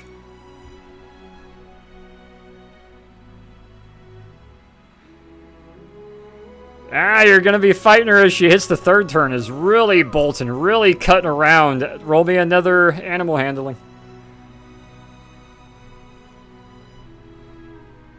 Oh, deck save? Another dex save. You're starting to fall out of your stirrups. Your left stirrup falls out as you're starting to bounce back more as she's hitting the final turn.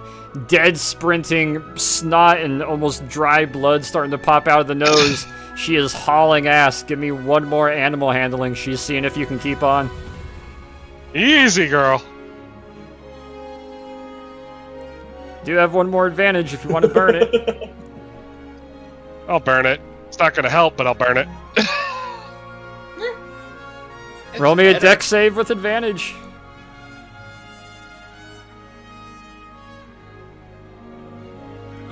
Barely good enough. You're starting to fall out of the saddle. Both of your feet are out of the stirrups.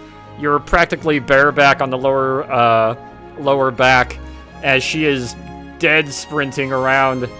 Starts to hit the next turn, digging inwards. Cossack is trying to move out of the way. Meredith is looking a bit awestruck. Everybody has gone a little bit silent or is starting to cheer. Animal handling one more time.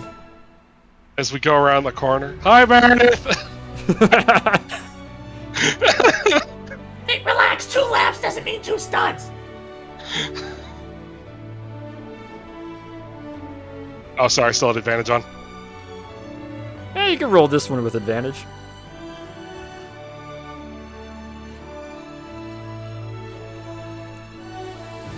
Yeah, I need So a dex. 11? Yep, 11. I need a dex save.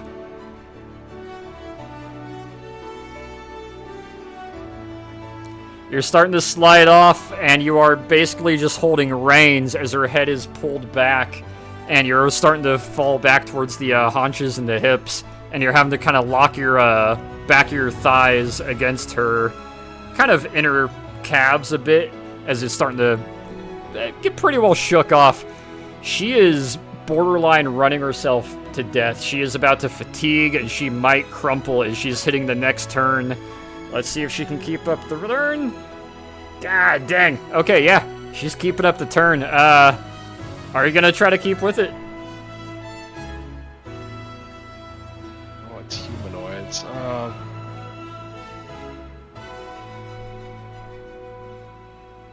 I want to see right quick if I have so many friggin' spells now, man.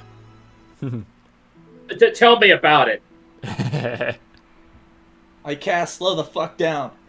Yeah.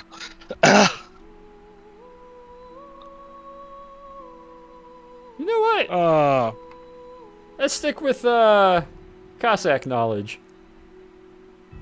Give me a intimidation. 7. You're not quite fighting her. Give me another dex save. And Nah, she doesn't manage to shake you though. She's starting to slow down. She is running. She is starting to putter though. She is like nearly ready to fatigue drop, but she is still like fighting and pulling against you.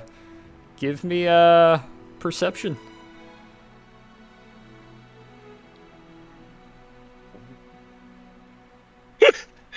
You used up all your good rolls. It's okay. She's on some sort of suicide run at this point. Either you're staying with her or you're not. You're not sure to what end, though. What's your next course of action? As she's about to hit a straightaway. I'm trying to pat her neck and congratulate her on her win and tell her to slow down. Persuasion.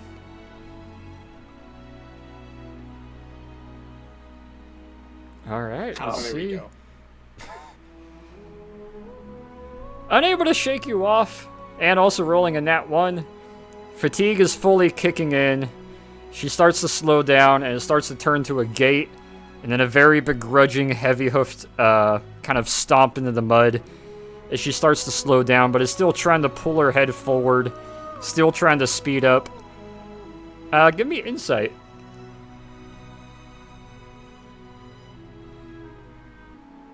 Nope.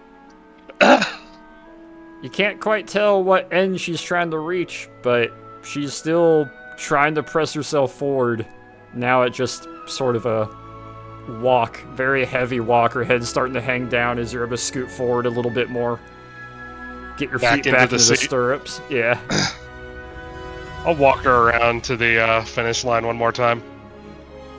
Alright. And then try and bring her to a stop by either Torin or Meredith. The others have since walked back around and are starting to gather up with some of the trainers. Meredith and Divine Water congratulating each other. Cossack is going back towards the stalls on his way.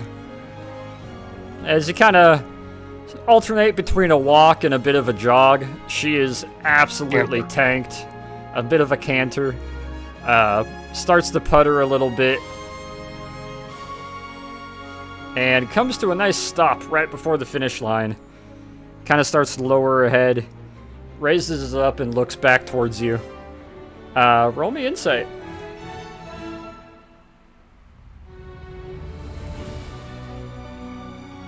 Ten. You get the notion she's done trying to shake you off and has given up trying to fight against you. Congratulations, Peter. Add it to your inventory. bonded horse, Catherine Sinai. 80-foot movement during combat. You have actually managed to break a horse that wasn't broken yet. Oh, See, Catherine, I Man. told you it was good. She gives a very tired kind of like, oh fuck you look as she continues walking forward while he's able to... You now have a mount again, Peter. As Meredith and Divine Water come walking up, Divine Water gives a very nice happy smile and kind of half bow with her human half to you, Peter, as she continues trotting past you. Meredith walks up, right up to you, Torin, and a hand goes to your shoulder and pulls you over a little bit as her forehead gets close to yours. What are you doing here? I said, what are you doing here? What are you doing here? I said, betting on my horse. You don't know. Did you bet on me? No, I bet on Catherine. Oh, so her chap didn't know is you were more here. important than my donation, is it? It's complicated. what are you doing here, Meredith? What are I'm just you... snickering over back here. I'm walk down, and Aren't you well, supposed now to be that staying all the in horses are gone, we Greece? can come down, Hachu. Do you know what you caused in Palermo? You don't know me. I'll talk to you at the stables. Torn. Why do I remember your name? Why do I remember his name? Why are you all here? I'll talk to you in a little. You know I am an American resident. No, I'm an American resident. And I'm a Confederate citizen. Yeah, Confederate citizen. Well, I'm not. So, goddamn, Peter, you look good on a horse. I was born here. Thank you. Uh, Just down the road, in fact. I was born right down the street. As we'll, I'll give Meredith a reasonable amount of space and then follow after, because I'm not going to try, unless this is a gate over here, I'm not going to try and nah, get Catherine it'll, to jump the fence after that. it'll eventually, heavily head back over to the stables. Everybody will be able to mount up and head to their appropriate stable slots. The three of you will be able to follow along as well, and eventually meet up with them at the stables, and we'll switch this back over to the title screen. Worked. We won Well, that went well. What was that about you betting on me? Hey, I bet $500 on you. At least give some of it to the church. The satyr goes over to Meredith, who is looking like she's going down to kind of loaf for a moment, then eventually lays on her side. And he's just kind of patting the side of her head and sets the water nearby, and she's just kind of breathing and catching up to herself. And you hear, Torin, you can kind of hear muttered under her breath, ah, damn it. Why a priest? Why another priest? Why fine, okay. Yeah, that's fine. Ooh. This is fine. Meredith kind of saunters over a little bit, slowly putting a robe that kind of looks like a habit, but not quite, and is kind of tired, kind of sweaty. Looks over to you. Right quick. While I'm taking care of Catherine, Torin, you feel free to talk to your friend. Yeah. Kind of walks up to the three of you standing outside. So, you're in the Confederate States. I understand you were probably from the South. What are you doing here? No longer gallivanting around, bringing giant statues back, or things of that sort? We're still doing Oh, that. we are just in America now. Oh, seeing to the plights and problems of different religious groups here. Oh, gosh. Are you? Yeah, that's our job. Let me guess. If you're betting on Catherine Sinai here, I guess, well, you're doing something fancy with the Order of St. John, maybe the Knights of Columbus. I mean, not necessarily. I mean, Yeah. it's just No, Just if you helping don't have out. to tell me, I'm not prying and I don't look to be involved. Frankly, I'm not actually here. You see, the Yeah. actual horse didn't kind of hurt themselves, so I volunteered to forge some paperwork and fill in since, thanks to you and, well, Palermo, Knights of Malta are laying a little bit low, doing some clandestine stuff in Africa. I don't think that would have had a better result if we hadn't have arrived. If we hadn't have arrived, they would have died. Oh, very true. I'm not saying it was your fault or wasn't your fault. You just made it pretty interesting. But, yeah, here trying to earn some extra money to send back for some of our initiatives and churches and chapels, but that's okay. I digress. I still came in third, so that's a bit of a prize pool. You said you bet on Catherine here? How much did you bet? You know, that's very rude to ask. How much did you bet? You can tell me. 500. I'm a Torn. Yeah, Johnson, I know how much that money how much that is. Torn. Hmm? You could have, like, just given that, to me, and I could have built, we could have built a whole chapel or two with that, and helped some of the other,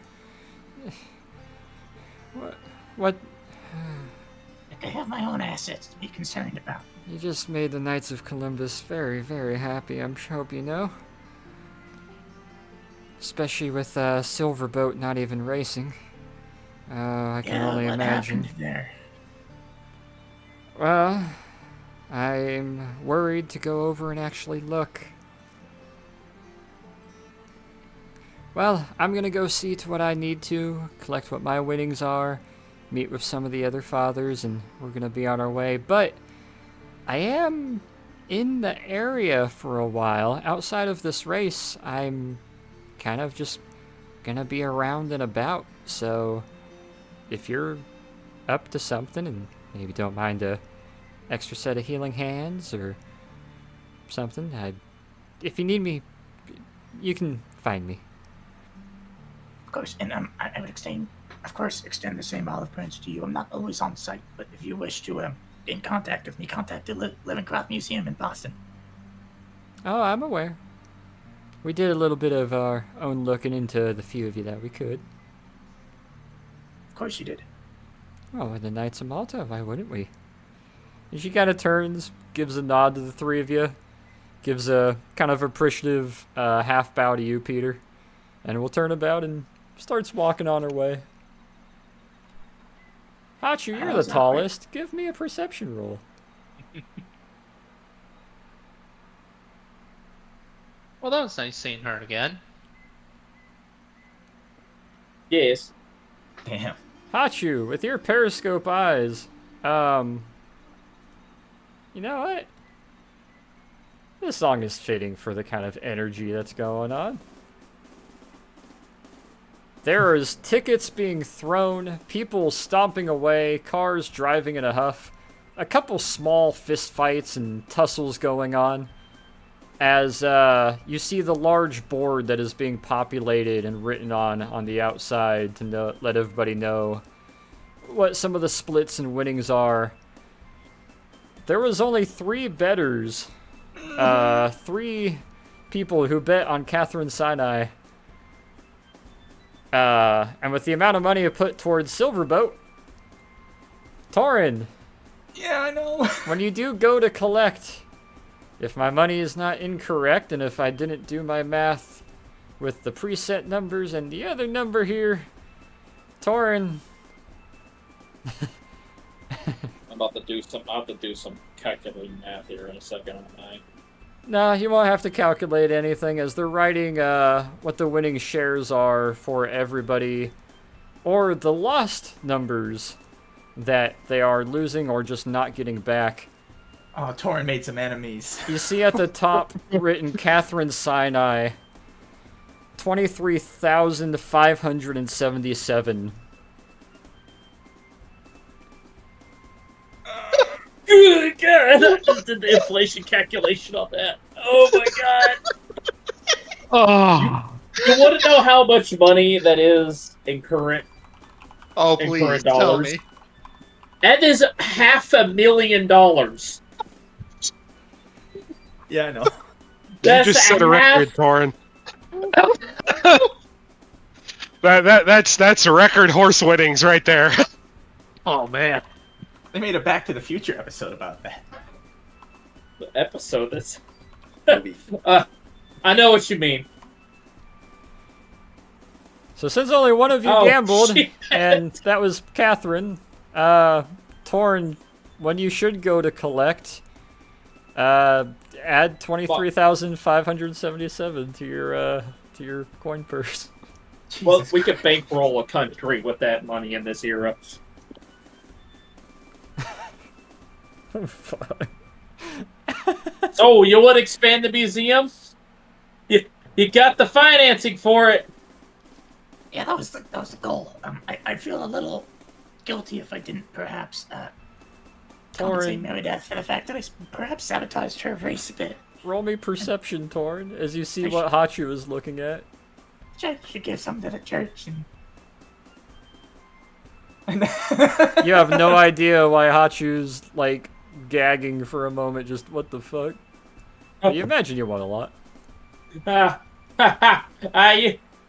You definitely be able to share some of it with a bunch of other people, you know.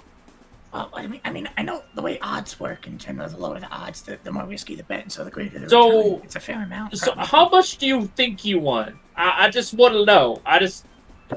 Now I'm thinking a 1,000, a couple thousand, a fair return. Yeah, it's definitely a couple thousand. Oh, it's definitely that. What are you looking Keep going up. at? 4, Keep going. 6?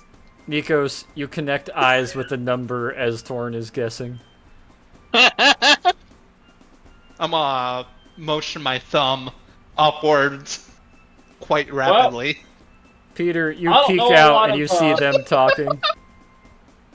I don't know, like, the personal bank accounts of a lot of people I've met, but you're You wanna see- probably up there Do now. I see it as Hachu's looking at Torin and then looking at the thing and then looking at Torin and then looking at the... I don't. Let me roll perception. I- Or do you want investigation, like- Knox? I don't know Investigation. how to tell you how much money you won. Like, you have any things you could buy without how much you won? I don't know. You won't tell me. Just say a number.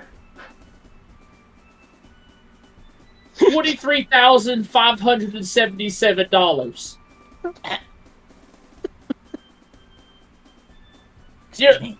Do you understand how much money you just won?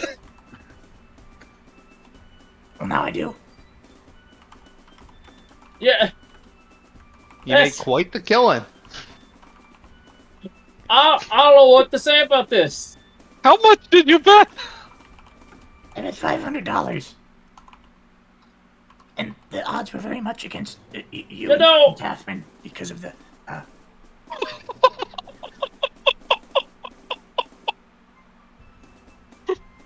Well, I knew you were gonna win.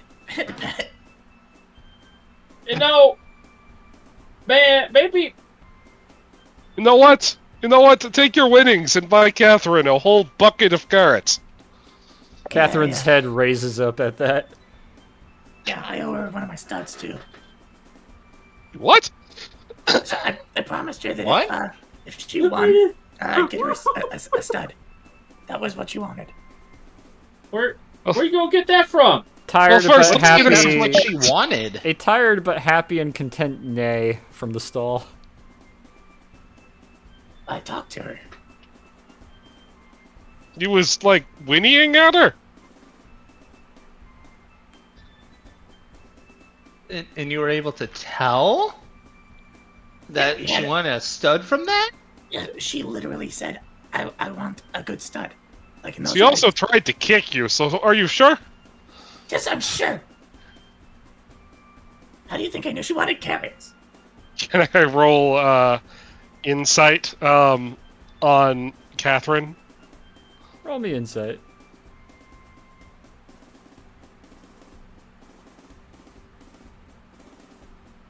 I mean, it was pretty obvious she wanted carrots based off her reaction.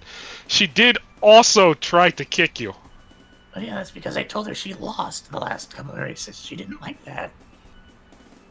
She's fairly happy and content, and the small nodding, like head bobbing that she's doing, And the occasional tail flick in the hay seems to elicit, yeah, Torrin's not lying. The horse is just nodding in the back. 10,950,899. Oh, That's the, 1 million, but yes. the Knights 1 of Columbus million. bet more than Torin did? The Knights of Columbus, 2 specific knights put down 500 and 500 when they saw my that you God. did. Oh, God. Well, they're happy. Yeah. The Dean is gonna have some words with you in a little bit. Yeah, no, we might have to leave with security. This is like gonna bankrupt the track. Like, they're gonna have to pay in installments. This is now Levencroft Racing Track. I think it might be. Jesus Christ.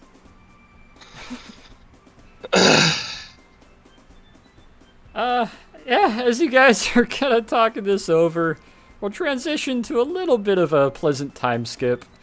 Catherine Sinai, who is now your horse, We got her the carrots, right? yep, This is very important. you guys get her a bucket of carrots, she's content, you're able to hang around for a while, enjoy a few drinks. Eventually, you guys are asked to step aside, particularly Torrin, where the Dean does approach you, as well as the Bishop. You wouldn't know he was a bishop. Bishop Justinian Magos. He looks like Colonel Sanders, except for the little golden cross on his left collar. That's the only thing noting that he might be a bishop.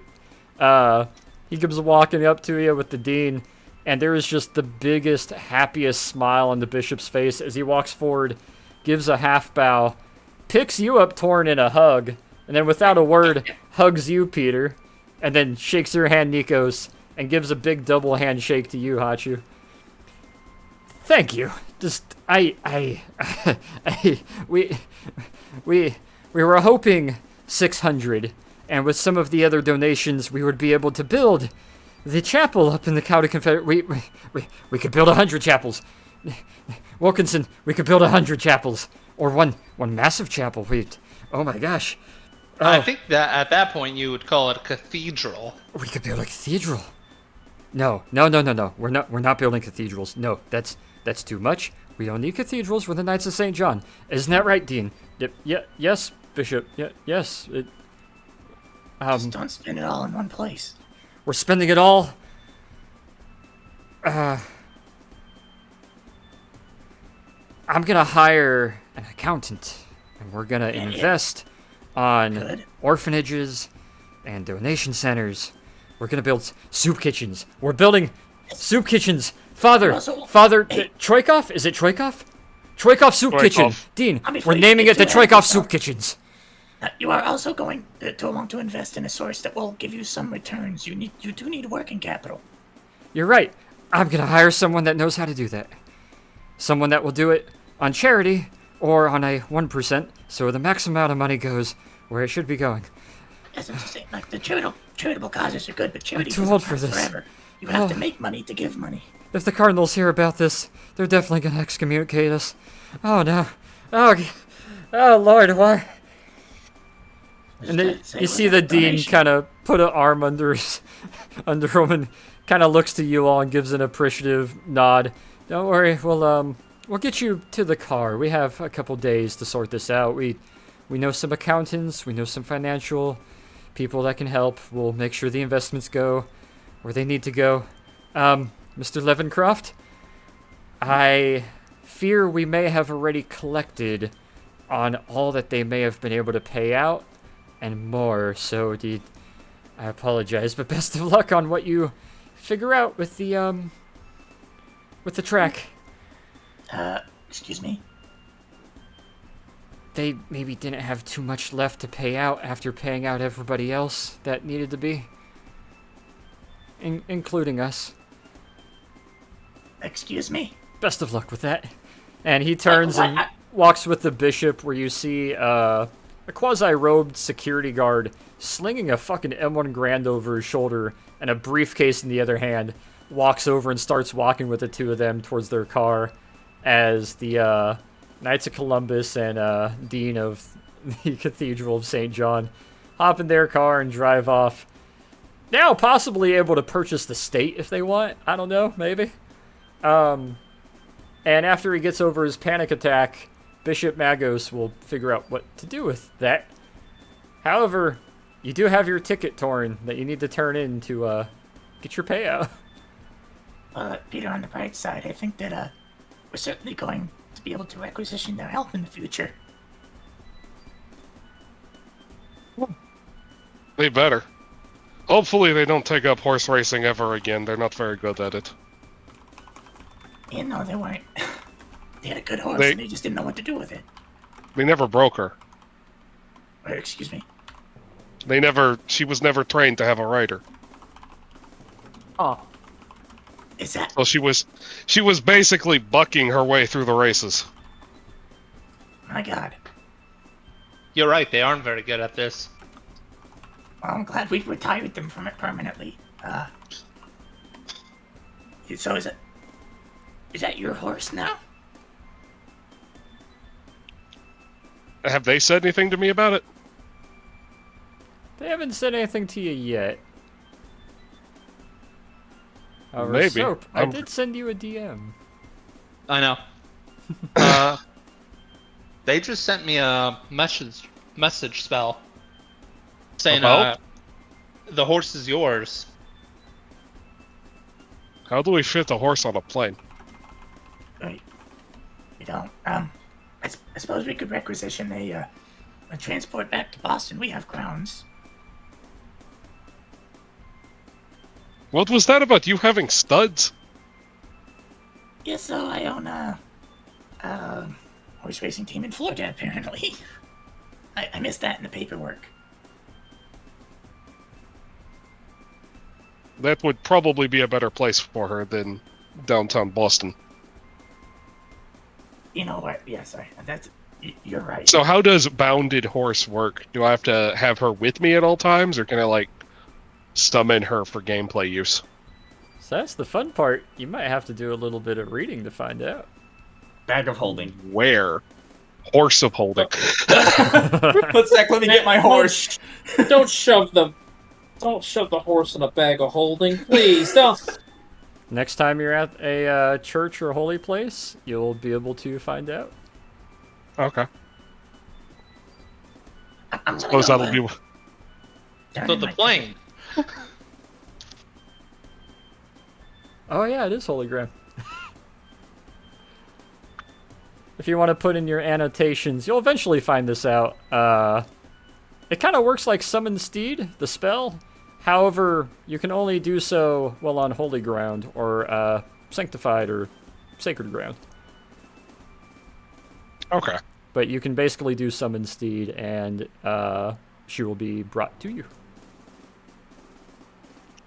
And then you can dismiss her in the same way from any holy ground location, and the same way that you can do your recall spell. So you can summon her, and you can send her back to wherever you determine that point is, but you have to be on holy ground both times. Torin, you are approached by a somewhat Confederate-looking gentleman wearing your typical 1936, like, U.S. military uniform. However, it's more of a gray-green rather than an OD green, but looks very similar in webbing and gear. You get the idea, probably National Guard or something here on volunteer, maybe. Walks up, Mr. Levencroft. Yes, that is I. Ah, I was told it was an orange kobold. You may want to come with me. I have been informed that we are to provide you escort until you arrive to your mode of transportation. Yes, that's understandable. I assume I've rattled quite a few individuals today. Well, you do need to speak with the owner first. I have been informed to tell you. Yeah, I saw that coming. Alright, let's, I suppose, should we be off? Right this way. I assume these are your company? Yes, they're quite capable. Very well. Right this way then. And he turns about. He's got a Springfield over his shoulder and kind of walks you guys through a little sideway. You hit a nice private door that goes down a nice kind of red velvet carpeted hallway that has a bunch of memorabilia, posters, all kinds of things for when this place was built back in 1918, some of the races it had, like all the bit of lineage to it, to the Lafayette horse race and stables. And you eventually come to a little door, gets opened up, and he kind of steps back from it. He's inside. Of course. Alright. Yeah, he's gonna head in. Alright. So Before we're he not- goes in, do we think this is gonna be like Train or some shit? I don't know, maybe. Depends on hear- how paranoid we are. you hear slight crying inside. Oh, it's probably not Train. Like, Yeah, sad it still cry. could be. I was. You called upon me. As you step in, it's a nice office. There is pictures of centaurs and horses and racing horses and jockeys and just walls of lineage on all four walls to left and right, to either flank and behind. And you see sitting behind the desk is a somewhat... Okay, that's somewhat short. How tall are you? 4'6"? About, yeah. About's there. So she's 4'6", but it's because she's sitting in a kind of bigger office chair, probably meant for a normal human person, not a halfling. A somewhat happier, kind of rosy-cheeked Southern belle, kind of pinkish red Southern Sunday church kind of dress, and a nice wide-brimmed pink hat with the kind of white frills on the side of it, and it's got like 2 little horseshoe pins stuck into it. And she has her hands in her face and is just kind of rubbing her eyes lightly and looks up to you. Oh, my star. Oh, you're here. Okay. Oh, you're crying. That's bad news, isn't it? Please have a seat. I need to be as proper with this as possible, and I will cut to the chase. I need to make a deal. You can't afford to pay out, can you? No, I can't. Do you want some horses? Do you want to rent some of the stables full time? Maybe I can put you up as advertising since you won. I can I owe you almost $24,000, and And you don't we have any- currently have $23 to our name. Oh, good lord! Oh shit! I listen, I need to be honest with you. I'm going to beg. And she stands up in the chair and leans forward, planting her little doughy hands on top of the desk, fully leaning over towards you. Takes her sun hat off and sets it down, and just looks at you. I inherited this from my daddy, who inherited it from his daddy, who inherited it from Great Papaw, who was built by Great Papaw.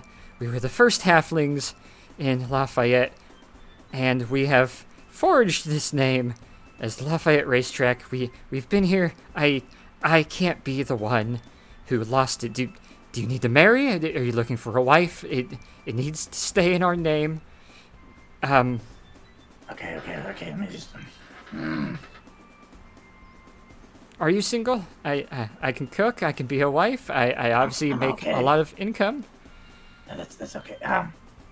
We do have a few horses. We used to do breeding, but since then it's transitioned to other places, and we haven't really had the promising returns in that regard. Levencrofts and others have kind of taken over that. You do know that my name is Levencroft? Oh, my stars. She flops down flat and is just arms out to either side, face down on top of the desk. She is just quietly forehead crying into the desk now. Look, I'm in a position where I'm ready to take on any sort of management, and unfortunately I do have a heart, so you crying is actually working on me. I don't appreciate that, but okay. What'd you say about a business partnership? So you are junior. You're junior? You're not junior. No, Junior is excommunicated. He is no longer part of the Levencroft estate. I am the heir. Oh, that's good. I heard some nasty things about him. Okay, Both of you are probably true. one second. I've made myself all a blush and all not presentable. Okay. And she kind of sits back, and you see her kind of wiping her eyes a little bit with a handkerchief. Takes a big breath, lets it out, kind of looks up to you, puts on a very stern face. 49% ownership of the racetrack if you host some of your breeding and studying here on the grounds that we have the capacity to do. Does that sound like a deal? And over the next, I would say, especially with breeding being done here, we can pay you back, perhaps at a 2 to 3% compounding interest over the next 20 to 23 years. If our winnings and earnings continue as they have been for the last 3 years, that is. Of course, if we do make more, that will simply be more payment and paying it off sooner. Well, that seems fair. I have no interest in bankrupting you. I want you to continue doing what you're doing here now. Do Of you course, I'll have get a it in writing. counter? We'll get Do you have a an counter official offer? not necessarily. Okay. Look, I wasn't planning on this. I'm not a particularly cutthroat businessman. Your offer seems fair. I didn't come here with the intention to destroy lives. It shares mutual profit. I do not mind. I like the idea of profit. I too am trying to build, not necessarily an empire, but a larger estate than I have now. Then please do move some of your studying efforts here. We have the housing for it. I will have it put in paper and get with the Levencroft. I'm blanking on the word. The not beneficiary, lawyers. I'll have my lawyers contact your lawyers. We'll get the judge and the officiators, and we'll have you signed as 49%, of which I will pay you back at 2 to 3% interest over the next 20 to 23 years, roughly about 1,000 a year, give or take, with the interest, of course, compounding each month. And once that's paid off, full ownership will be returned. I won't dishonor Daddy, and you will get to expand and hopefully enjoy coming here and maybe not dropping as large of bets as you did. No, that wasn't. Yeah. You should have more working capital. If you're gonna allow. We had allow bets like working capital. that. Yeah. We hedged a whole lot on Silverboat. We were assured they were a guaranteed win. Betting at your own track is kind of a bit of a risk. I know that now. And again, if there's anything else to boost our cooperation and forward efforts, please do let me know. And you see the seat rotate, and she just disappears for a moment. And you hear two kind of waddling step, as she comes around the desk that is almost as tall as she is. And the little halfling Lalafell walks up and just extends both hands out to you. Bless your heart. And starts shaking your hand. Yes, of course. I look forward to you being able to, at one point, begin buying back your stocks of this establishment. With I'd the like to see it Levencroft continue. name involved, it will actually be able to be paid back sooner. We've been looking for a sponsor or anything to just draw more attention here, and I can guarantee this will do it, because we have Granddaddy's reputation with very effective studying. However, it just has not been effective the last while, but with a big name like that, it will show that there's trust here again, and the county, as well as most of Louisiana, will flock back to our services. I hope so. And we need to build that working capital back up. I am now 49% owner, and I do not want to be on the line for any larger payouts. That would be considerably Do damaging. not worry, it won't happen, because nobody as rich as the Levencrofts usually come here to bet. Fair point. Also, I do regularly have an agreement that any Louisiana National Guard are able to attend the races for free and are able to get some food for free, as well as occasionally recruit from here, which is why they provide some of the in-house security when they're not on duty. They will escort you to the car with your with your bank vault. I mean, you haven't technically paid me, so. It's right over there. And she points to a safe that has been unbolted from the ground, about a 3 foot by 3 foot by 4 foot cast iron double lock safe, black, heavy, has been unbolted from the ground, and she motions to that. It's the safest container we have for as much money as we had to put in. Are you giving me the safe? Consider the safe free for not forcing me to marry you. Okay, but where are you gonna put the money you get back when you don't have We'll any buy money? another one. We have a couple in the basement. They will do what they need to until we can buy another one of that size. We got 2 smaller ones and one really cute one that Daddy bought for me, and it was more so to humor me, but when I actually started storing money in it, it ended up going to use. I appreciate your contribution.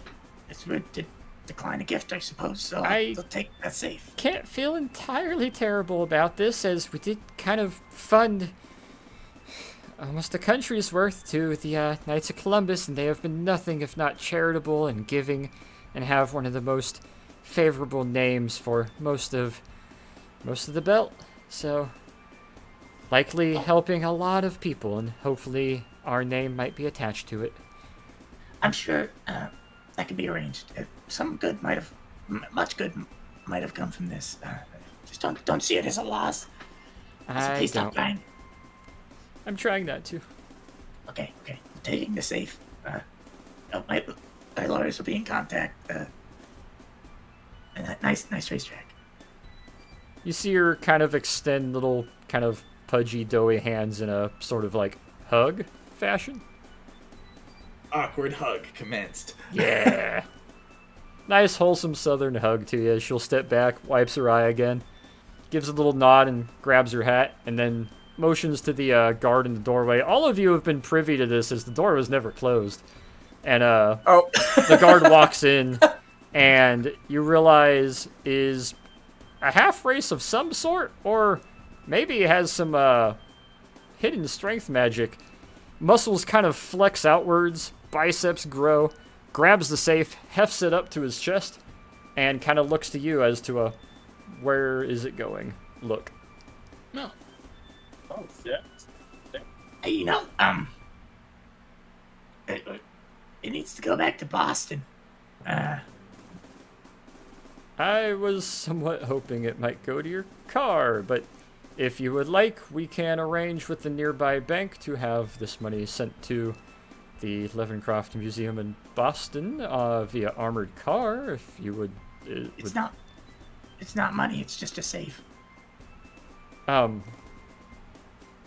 Squats properly, sets the safe down, looks to her as she steps over, twists the 2 dials, opens the knob, pulls it open. There is 23,577 Confederate bills inside. Oh, I thought you said she only had $23 left, not Yeah, 23,000. After your payout, she has $23 to her family name and the racetrack's name. I thought she couldn't make the payout because she just had $23. No, she has the payout, but she only has $23 left, and she was hoping to make some sort of deal so that the next bet wouldn't destroy her. So maybe Or so that they had any capital at all to even host another. yeah.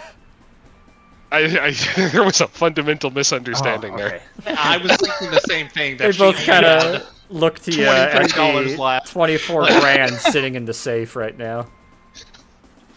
We can get a armored car to maybe perhaps bring it to your museum, and from there I'm assuming your lawyers or various Yes. personnel can handle it.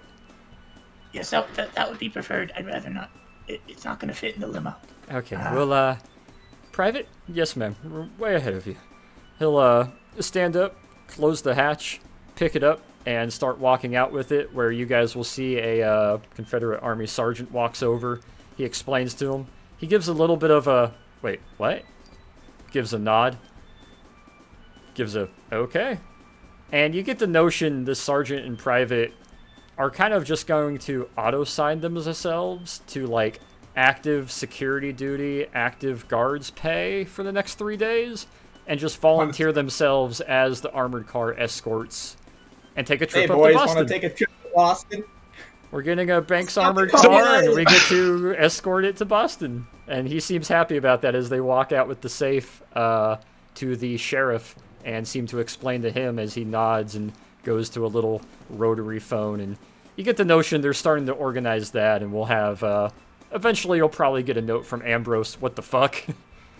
Oh, but this isn't bankrupting her. They did go through with the deal that's going to keep her not fucked. Yes. Not fucked. And then over the next 20 to 23 years, we'll be paying him back at about $1,000 a year.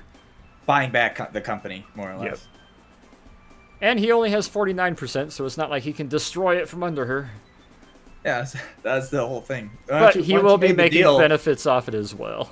See, when she made the deal, she's like, "You don't want to make a counter offer?" Torrance like, "No, that's a great deal. You're giving me a desperate plea. This is probably too good. I'm not gonna say anything." So she kind of gives another look, puts her hand on her chest for a moment and is kind of catching her breath, takes her hat, puts it back on her head, gives a nice little spry kind of smile. Well then, I suppose, you're welcome to any of the food if, you need to keep your horse here for a while, or to keep anything else here. You are owner, so my lawyers will get in touch with yours, and you'll be brought up with all that instills. By the way, quite the race. We have not seen a endcomer make a gain like that. That was a lot. Yeah, that was a lot. I'm gonna have to talk to her.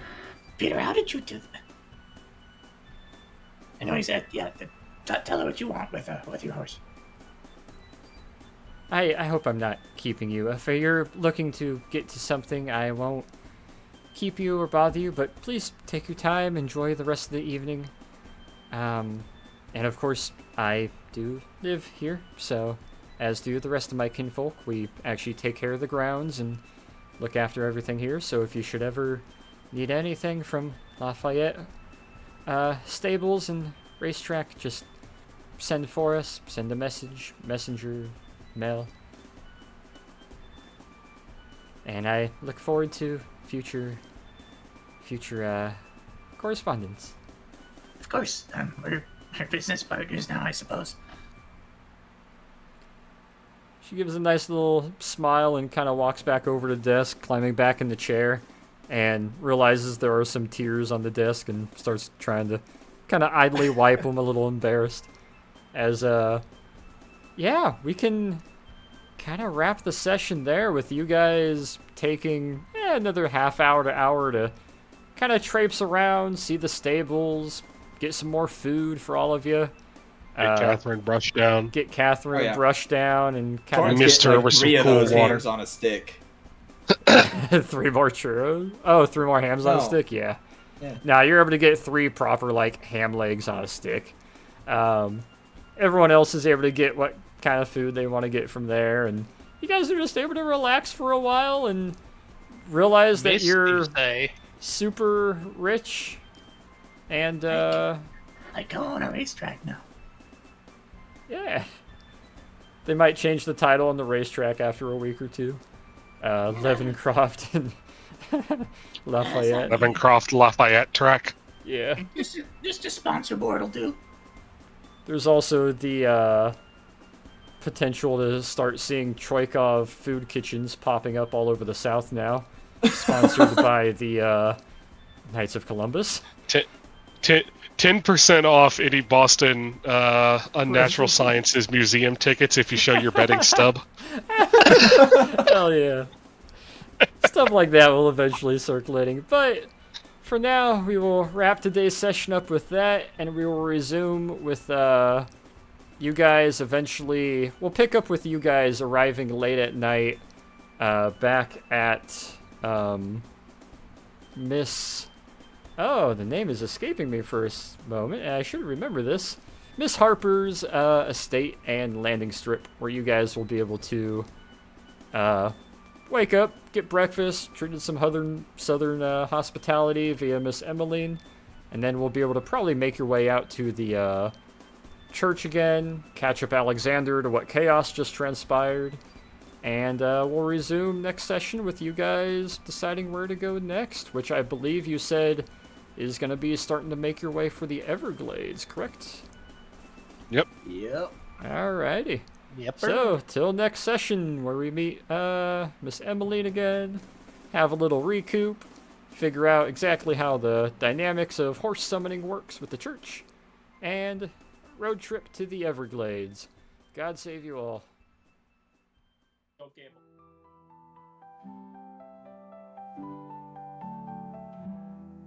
The airplane put down at the airstrip on a cold and gloomy day, and the 6 aboard all knew their homes were very far away. The strife that gripped the forest all around them was their plight. They knew that something out there wasn't right. There were creatures in the bush, and there were soldiers in the woods. There were zealots in the ruins. There was magic that's no good. Grenades were used aplenty, guns and swords brought in, and death. When it finished, only 5 of 6 were left. On the flight back to their quarters, the new place to be their home, the dangers of their future had been surely set in stone. The content of their briefing brought their purpose into light. These 5 strangers had been brought into the fight. There are stories of the Kobold, of Wilhelm Schwartz and Father Peter too. There are tales of the Hoplite, of Leroy Copeland and Hatshu. And while the details of their past and trials were never meant to spawn, the deeds of wondrous company will live on. Yes, the deeds of wondrous company will live on.